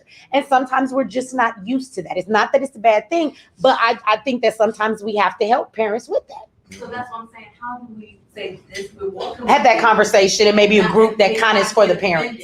And say, we're here to walk with you. Yeah. One of the things I could advise you to use is a thing called routines and procedures. You set routines, and then there's procedures to facilitate how you deal with those certain routines. So your routine could be the times you're going to review the work, or the way that what they have to do while they're on computer, what they have to do in between classes. Then there's a procedure for that. Maybe they have to call you if you're not home. Maybe they might put you on the video so they can see something, whatever works for you in terms of setting routines and procedures, because children respond to that. Mm-hmm. They're used to having structure. Yeah. So once you set the routines, if they know, okay, well, Friday, mom's coming home. All right, before we get pizza, I know I better have that portfolio and get ready for that review, because that's normally done. And she wants to start from the end to the beginning, because that's her procedure. So that way I can see what I'm supposed to have done, and she don't get tired out in the beginning of it. So I know, you know, that's her procedure, because maybe she figured out I would just show her the front half and never get to what I was really supposed to do. So she fought against that because we have a new routine, you know, a procedure for it. So that's what I would advise you to do, is make sure you set clear routines and then procedures for that. And there are two different things, you know, so you set your routines up, and then each one procedures that facilitate you and your child, so that you're working together in this endeavor to educate them, not like you're just imposing on it. Mm-hmm. But what I'm saying, some parents, when somebody touched on it earlier, the inferiority, right? So some of them will leave their children with Marsha and Q and everybody, because they rather check out because they don't know. And I'm saying, how do you, like, we say, come and learn, and we'll go walk with you, but don't just leave us to where you come. We're trying to embrace to walk with you, not to dump on the organization. You see? Do you understand? Well, as an educator, I'm a lifelong learner, and if you're going to be an educating parent, you got to realize you're going back to school, right? Because your child is dynamic; they're changing all the time, and you're going to have to learn to adapt to that and apply and relearn with them as they learn. Because even some of the like how they switch to base 10 in mathematics, and the modern parent, they're looking at what's base 10, and they don't understand that's a conceptual mathematics, that the Asians and the Africans are good at it, and they were outpacing us in math, and then that's why they brought that to the Common Core system. So now you may not want to do it, but the learning strategy has changed, and you got to reboot yourself. You got to update, because you're in your child's education. You're a lifelong learner with them. There's new approaches to the English language that I have to adapt to as they come out, and change my old strategies, because the sentence diagramming days are out the water. So then for the parents that may feel intimidated, and we don't want to leave them behind, so that they don't just dump the kids off. What did you do with them? I think maybe we should talk to the parents, not individually. I mean, there's two sides, like each case. Like it's a business to Black empowerment. There's millions of Black parents who cannot get rid of their school system. Mm-hmm. And so they're going to have to dump their child in another place. Mm-hmm. Yeah. That's the reality. So I'm aspiring to be able to build a system big enough so those kids can be dumped in my space. That's the reality of the school system. That's just the business of it. There's parents have to go to work. Mm-hmm. So if you want parents who work and their kids, they need to know that you can leave their kid at here, 8:30. I can come back at 5 o'clock, and my kid has been taught. Because they have a high pace. I have people that have very high paced jobs. They're like, and it's not that they don't want to take care of their child. their child's benefit is the fact that they have this high-paid job. Mhm. So they're like, no, the way I take care of my child is I pay the best for them. That is how I take care of them. So like you like Fendi, you like Gucci, and you're like, no, you buy because of the name brand. I buy because I want the best. And so my kid has the best. So they got leather this, they got the best chairs, they got the best furniture, they got the best math teacher, they got the best science teacher. That's how I take care of my child. I got receipts for every damn thing you want. There's nothing wrong with that. You see what I mean? That's a reality that more of the world is in than most isn't. And so for me, I understand that I come from, not to say my family is middle class. Like they work. There was no any benefits. Like they look down on benefits in my family. Like you got SSI, you got Section 8, or if you got welfare, my whole family would talk bad about you. So the whole view of it is, you one of them that these Low battery. the one, you one of them itches that got the government baby. That's my aunt used to say that. This is my house. I don't got no pay for this. This is my money. You know what I mean? That's how the aunts talk to my family. So that view of it is very much like, who gonna take care of your kid? And so when my parents went postal and they sued the government, they called my moms and pops crazy because like, you just want to live off the government. My whole family used to say my parents don't live for the government. They're like, what kind of man want to sue the government? Go get a job. They told my father, people get wronged all the time. Just go get another job. He said, excuse me? No, I'm going to sue them and they're going to pay me. And 7 years later, but those decisions, at the time, people thought my parents was crazy. You know what I mean? So like, some of y'all parents are going to be looked at as crazy. Some parents are crazy. Some parents need to be introduced to crazy. You know, like, you know what I'm saying? Can I apply for that position? I'm just being like, some of them We're don't gonna need know you that. go into Michi's office really quickly before you go anywhere else. Yeah, you know, and so, but we want, and Baba, go ahead, Baba. I know you want to add in there. I know you got some truths to add in there, Baba. Well, you know, if you're going to be an independent educator, you know, you have to be a relationship builder, you know, and I take a lot of stock. I was taught that prevention is the best security, you know, and I take a lot of stock of my ability to kind of anticipate the type of personality that I'm dealing with just doing the intake process, you know what I'm saying? But what's going to come with this, you know, if there's going to be baggage with this situation, what type of baggage, how do we deal with it, you know what I'm saying? We definitely have boundaries, parameters, and consequences, you know, but one of the things that helps me is to understand that I suffer from the same condition too, in a lot of ways. And one of the issues that I had, I'm just gonna say I state, is that problem that when non-Black people can be doing something great, and I talk about them like they're individual.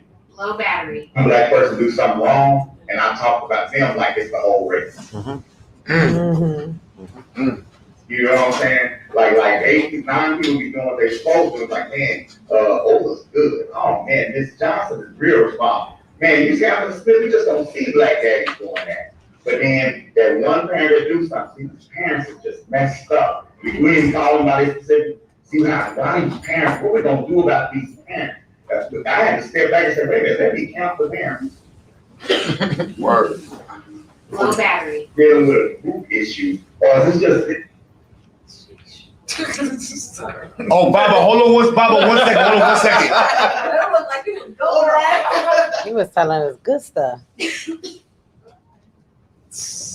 I mean, they can hear you on loud. We can't hear you. The mic died right as you said the last point you about to make. Thank you online for being patient with us. We're making it work. Oh, they turned the AC on. It's time to go. No. You got on that suit jacket. You still ready to go? I'm like, I thought that's why you put everything trying on. to turn it down, right? I didn't want the lights go, but I didn't know what I was doing.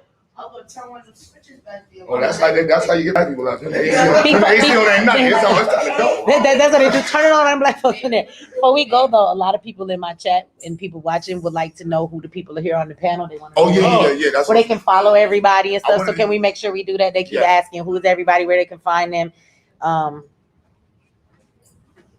And just I want to do this again because I didn't get to get Brother Baba Baruti. And shout out to my moderators. On there. And they've been And putting. also, Baba Amin wanted me to connect with another family in Atlanta. You know, Meatball, and I know Meat's gonna be mad when I bring it. Baba, talk real quick. I'm gonna be mad. What you about to Talk say? real quick. No, hold up. What? So, Boyce Watkins, he wanted to connect black schools together. If you invite Dr. Watkins to something, it's gonna be a problem because No, I'm gonna fight him when we get here. I'm on God and I ain't even laughing. You see the seriousness on my face? Matter of fact, invite him, brother, to the next one. Give him the big chair in front. Brown side over here. Please. Or Kwame Brown side over here. 2 years ago, he talked about trying to connect the black schools together. You was talking to Dr. Watkins. Baba, remember, he wanted to bring all the schools together. He wanted to bring, and he was like, no, I'm gonna give all the schools out, and it kind of fell apart. So to me, this is the first time, like, Baba, I really want to get Marcus Klein, Baba Baruti, and Baba Amin together. I'm a baby to them. I really want to talk. Are you saying you want to bring Dr. Watkins on? No. He was supposed to do that. He was beefing with Omar, and they jumped on the neck and was like, I'm gonna get everybody $5,000. He's gonna get $5,000 a month to one of the black schools. He gave Marcus Klein 5 and disappeared. And he ain't gonna do that every month. That man can't even pay his employees. Y'all gonna stop it.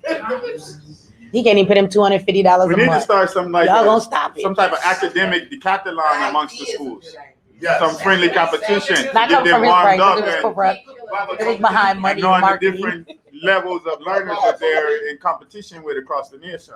Baba, told again? Like a homeschooling co-op, a black homeschool. Yes, we have one in and then have Colorado. like academic decathlon and stuff like that, where we have this team, Ziyex versus the next, and Like that, that and brother it'll be fun. in the boys school only. Yeah. Yeah. We had a homeschool co-op, yeah. And if it's enough people in the area, they should get together. We got together like every Friday. It helps the kids socialize. We did field trips. They didn't learn that day, and I won't say they didn't learn, but they learned more how to cooperate with each other, how to work together. It was kids of all different ages, and so we brought them together, not to really make them work, but for them to be together. And if there were kids who needed help with work, we helped them too. So that is the thing. It was enough of us. It was like 4 families, and so we got together and we had our homeschool co-op, and we met every Friday. So yeah, that is also a solution to socializing and getting your kids to interact with other kids, and it helps. So, and it's a support group. Families learn to help each other. The socializing thing. Homeschool, different homeschool, black homeschool organizations.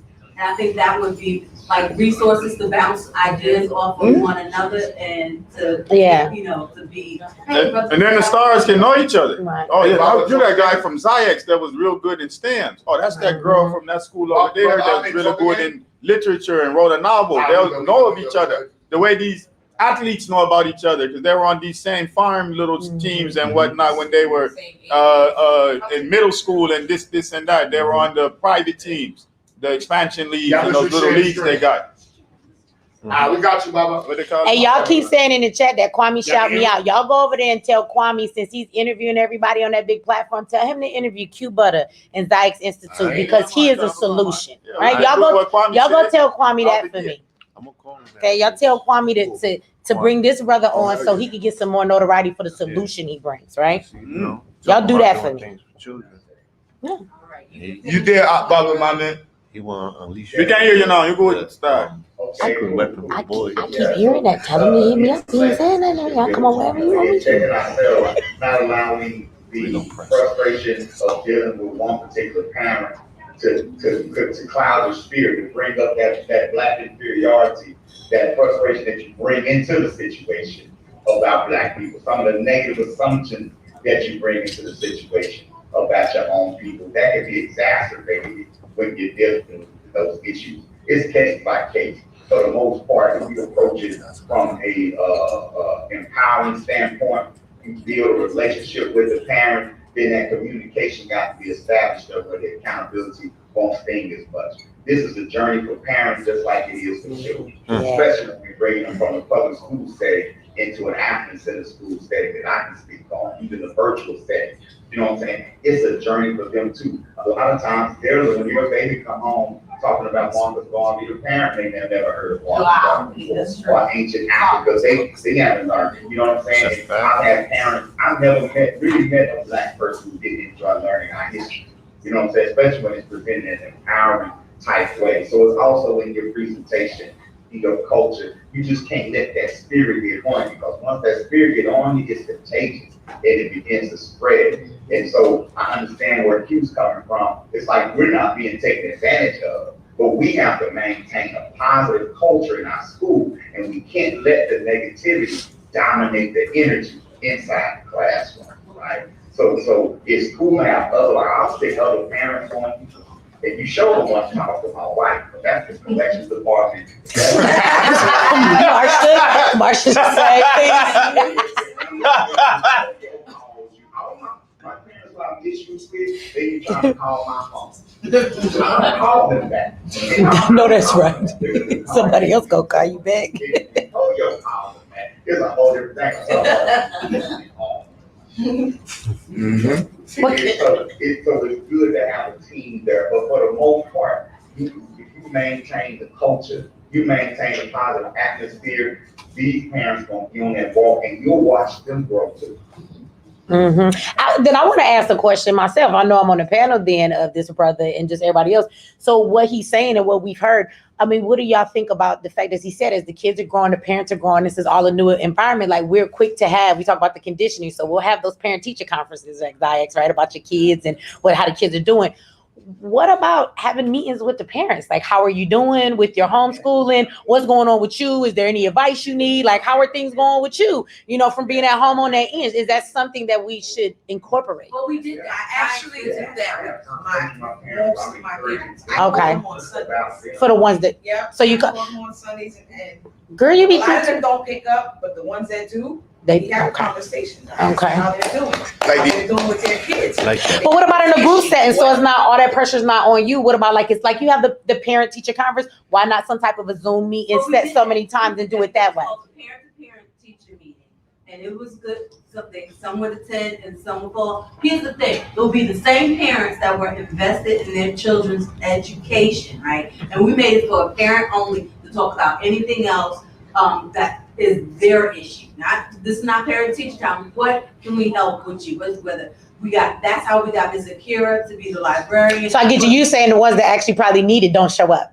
The ones that are there are really doing what they need. That is how it always is. And it was getting frustrated because they wanted everything, right? Right. These are the kids that we have to start kicking out of the classes and everything. But you want everything from us, but you're not giving anything back. And then I was like, how do we hold their feet to the fire? Because, you know, it'll be the whole community. Those are the community that's holding people up, right? Right. Y'all are going to hold people up, right? And then there'll be those of us that well, we're going to take everything you give us and just take from the culture and the community. And it's like, at what point do we say that's not fair to the rest of those that What do y'all think about, I'm saying, like, you go into new things, you find new stages, they fill out paperwork in the beginning. What about it being mandatory that once a month? And the reason why I say that is all day long we'll go into white people's establishments and we'll do a mandatory meeting to keep our job. We'll do mandatory stuff to do our degree. So all I'm saying, I'm saying as you move forward, there are new parents that come in. If you begin to structure things a certain way, why we can't mandatory just one meeting a month for all parents? Like, if you can't make that. So I'm just asking what y'all think about that. No, Like, it's something you have to do for your kids to be in this school. Well, it's a process, and that's just literally the part about it that that's something that, as an educator, process means patience. Process. Yeah, but if you never set down nothing to work towards, how do you get there? For their mental health. See, now we're taking all the excuses away for you to say, oh, I don't know this, or I'm having so much trouble, because we're here for you now. I'm not saying what I'm saying. There's growth and development. Right. So the stage you got brought in, remember you introduced earlier, you came in as a volunteer teacher this year. This is our second full-time year. I went from knowing Miss Irene, Mr. Robbins, Sister Farasha, meeting you with Meet You on Tour, meeting Cynthia, and bringing all these people into my house. You see? So I'm a Leo. So I take on family. That's what I do. And so your issue is my issue. We gang. My family is my family. Now, once you break that protocol, like I said, I'm good. You're seeing it through the little box on the internet. Like, in the space, it doesn't look like that. You know, and the space is dedicated, it's overlapping goals. Like when Sanjata and I started it 22 years ago, we had 100 different titles of different things we want to do. We wanted to make Frankfurter stands and sell Frankfurters for food for poor people. We wanted to get a newsstand to sell candy so we can have money to fund after school program. No. What I'm saying is, about mental health. no, I know, but making it mandatory. In order to make that mandatory, your assessment of a parent's mental health is based off your assumption. What I'm telling you is some of these parents have issues or challenges that they do not open up to you. They only open up to me. And I have to take them on because I nurture them. So when you're telling me you just got evicted and that your wife and you just got into a fight and now you're in Mr. Michi's class and you're wondering why the camera's off, they're not going to tell you that. They're going to tell me that. These people, our family's getting open to communicating with people, and I've created a barrier where the communication is so open to some of us, where they're going to be able to, some people have never even expressed that their child was molested. I have parents who have children that were sheltered, they got molested, and nobody's been around their kids since me. And I'm like, wow, I don't feel comfortable being, our community has went through so much where we have to give a little space where we can nurture and then understand. And that's all we're saying. Let's nurture and come together. And then as it develops, let's talk about it. We can understand. Would it be comfortable if it came from you? And you still, I know you don't like sometimes leading it because you still got a lot on your plate. But let's say maybe Botanica, right? Because they're in mental health. But that you said, you know all the households. I know you know this stuff, right? But, and yes, you nurture them. Where a point where it has to start becoming mandatory to take some of the pressure off of you. And what I'm saying is redistribute it. But let me tell you where the pressure applies. Can I say something? You know, before you look at a pipe, let the pipe show you where the hole is. But you don't want to know where the hole is. Then now let me tell you where the pressure is. Obviously, there's no pressure there. That makes sense. What you just said. When you have a hole in the tire, Yes. the bubbles come out of the hole. Yes. That's where the pressure has a leak. There's no leaks to me there. The leaks that I have, I would tell you where they are. You know, but that's not something I signed up for that. Okay. You know what I mean? Like that's not in that. It may seem like for you because that's what I'm saying with the position here. For me, having phone calls at 2 a.m. from parents, that doesn't bother me.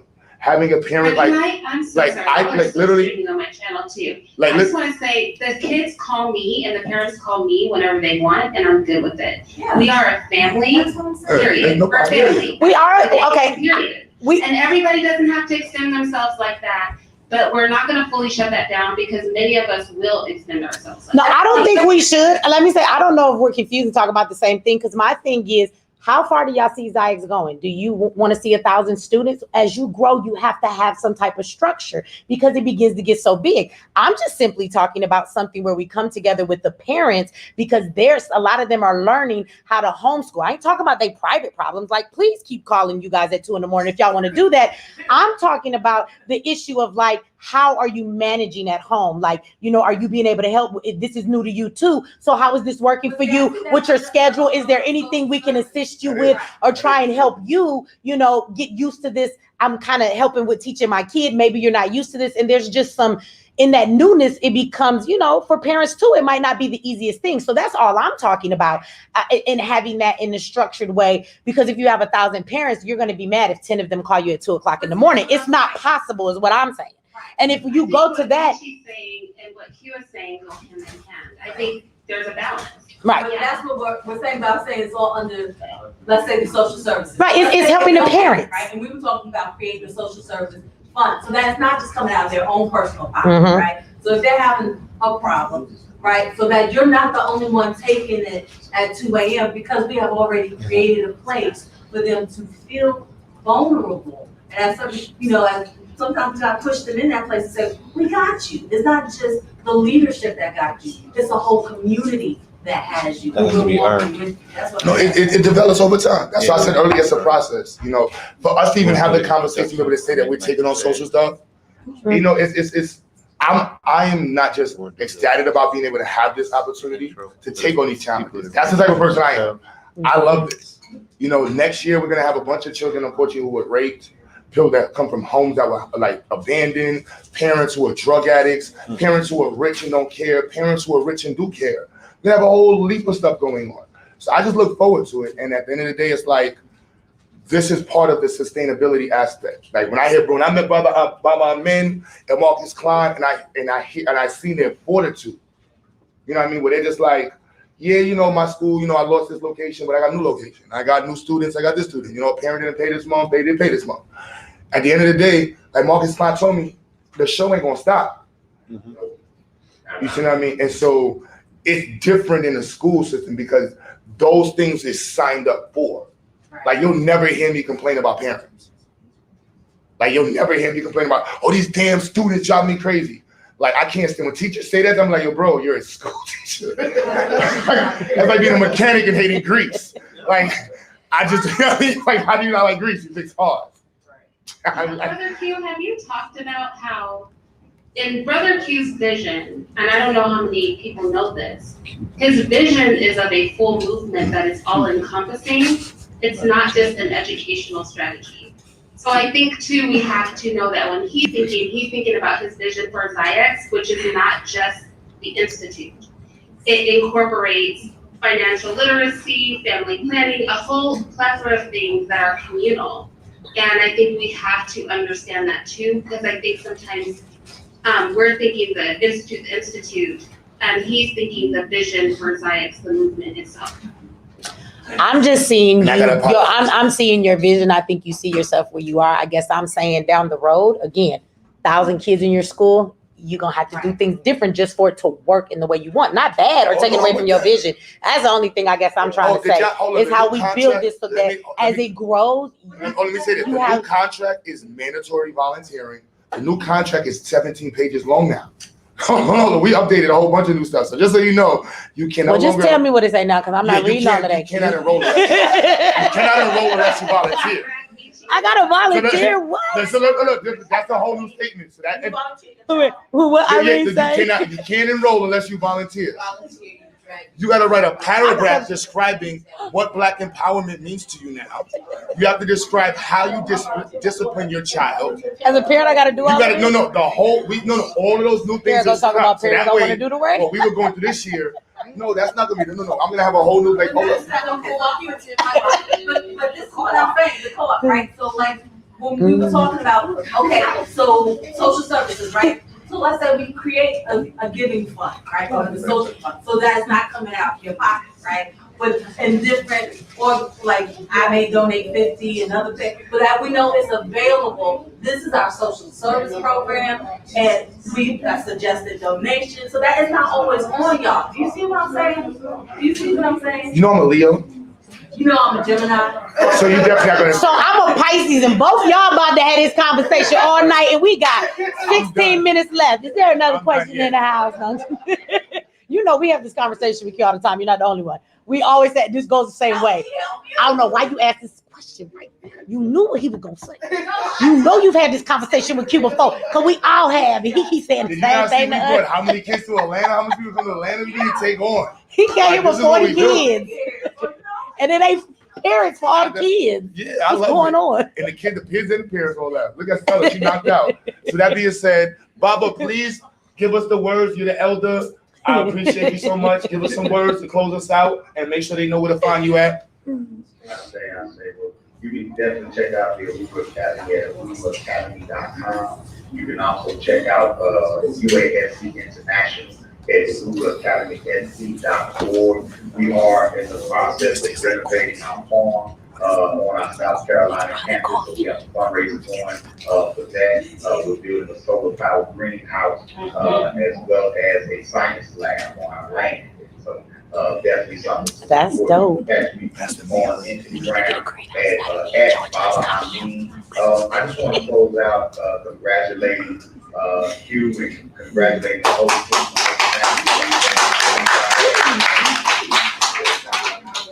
And really started pushing it and to watch your growth, to watch your stick-to-itiveness, the things that you've done for us at the Uhuru Academy as well. You know, I forgot about an IXL memberships, man. Appreciate that, you know what I'm saying?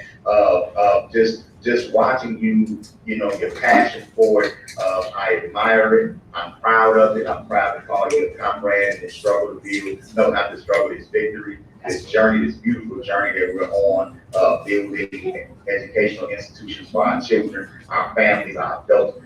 That's what it's all about, y'all. At the end of the day, nothing good comes easy. This ain't easy work, but it's beautiful work. Thanks. And the successes make all of the challenges worth it, right? And we don't have a choice anyway. If we don't survive, if we don't make it, if we're gonna change history and not repeat history over again, we have to take control of the narrative. And that's what this is all about. So congratulations to all of your graduates this year. Congratulations on y'all having another great, successful school year. And I'm looking forward to watching and witnessing and being a part of your next school year as well, and for years to come. Let's get those values. Black Power.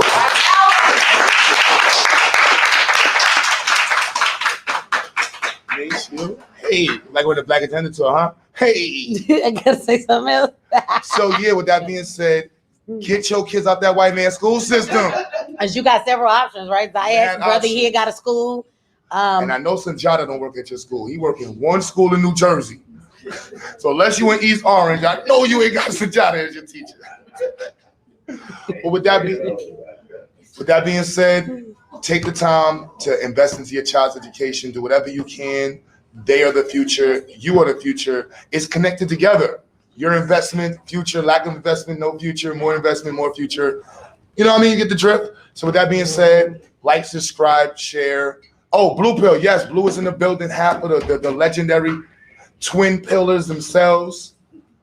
And I've been wanting to get these two links for the longest. Yeah, you see that? Yeah. They got to do their own show. But Blue, give us some words of wisdom. Once again, education is the foundation of where we're going to take our nation, right? So institutions such as this are some of the most important emerging institutions in our community. We have to, even if you are not homeschooling your own children, it doesn't mean that you can't volunteer and pour into these institutions. We have to reinstitute the whole aspect of it being a village. You feel me? Your child is my child, so we can raise these children together. We can technically, literally be hands-on. And with this virtual world, you can do it from wherever you're at. This whole concept of this quote unquote new normal means that you've been given permission to do things new, right? How are we going to institute that once again to obtain power for ourselves and our children, our future? Prioritize the future, enroll in these programs, volunteer, do whatever you have to do to make yourself, part of these children's lives. All right. And with that, you can find us at Blue Pillar 44, Know the Ledge Media on YouTube. Check out Black Magic 363. We got a lot of content over there. All right. And with that, thank you. Peace, love, I want to say before we leave out, to all my people in my chat, if you're not on Michi X's channel, you might not see it. But if my moderators could please, for everybody that's in the house, put again the link to Zayak so that you guys can enroll your children. If you don't have a child, do you have nieces, nephews? Like, pass this information on to a friend, anybody that has children.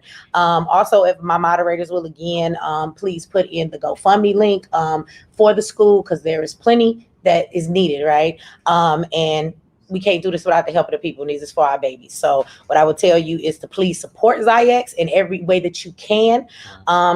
And other than that, I just want to thank you for having me here and everything that he is doing and all of the work. And I'm just really honored to finally, after 5 years, like, hey, what's going on? We finally got to work together. It's working. The school is growing. And I just want y'all to share this information, share this video. I know it's long. Everybody's not going to be interested, but those that are, they need this information. We talk a lot about the problems, but today what you're watching is a solution. And I always find it interesting how low the numbers are when we talk about the solutions. But you tell me you don't like the drama. But if this video was entitled, "Let Me Tell You Something, Punk," y'all would have been in here in the thousands today. I'm just saying, we all be in this movement, and y'all cheer us on for the drama. Support the solutions. It shows how we prioritize our future and our children. At the end of the day, that's what we're talking about. We brought these children into the world. Do you care about these babies? Do you care about our future? You know what I mean? So the reflection of that would definitely translate into how hands-on we are, how participant we are in these forums, the input and everything.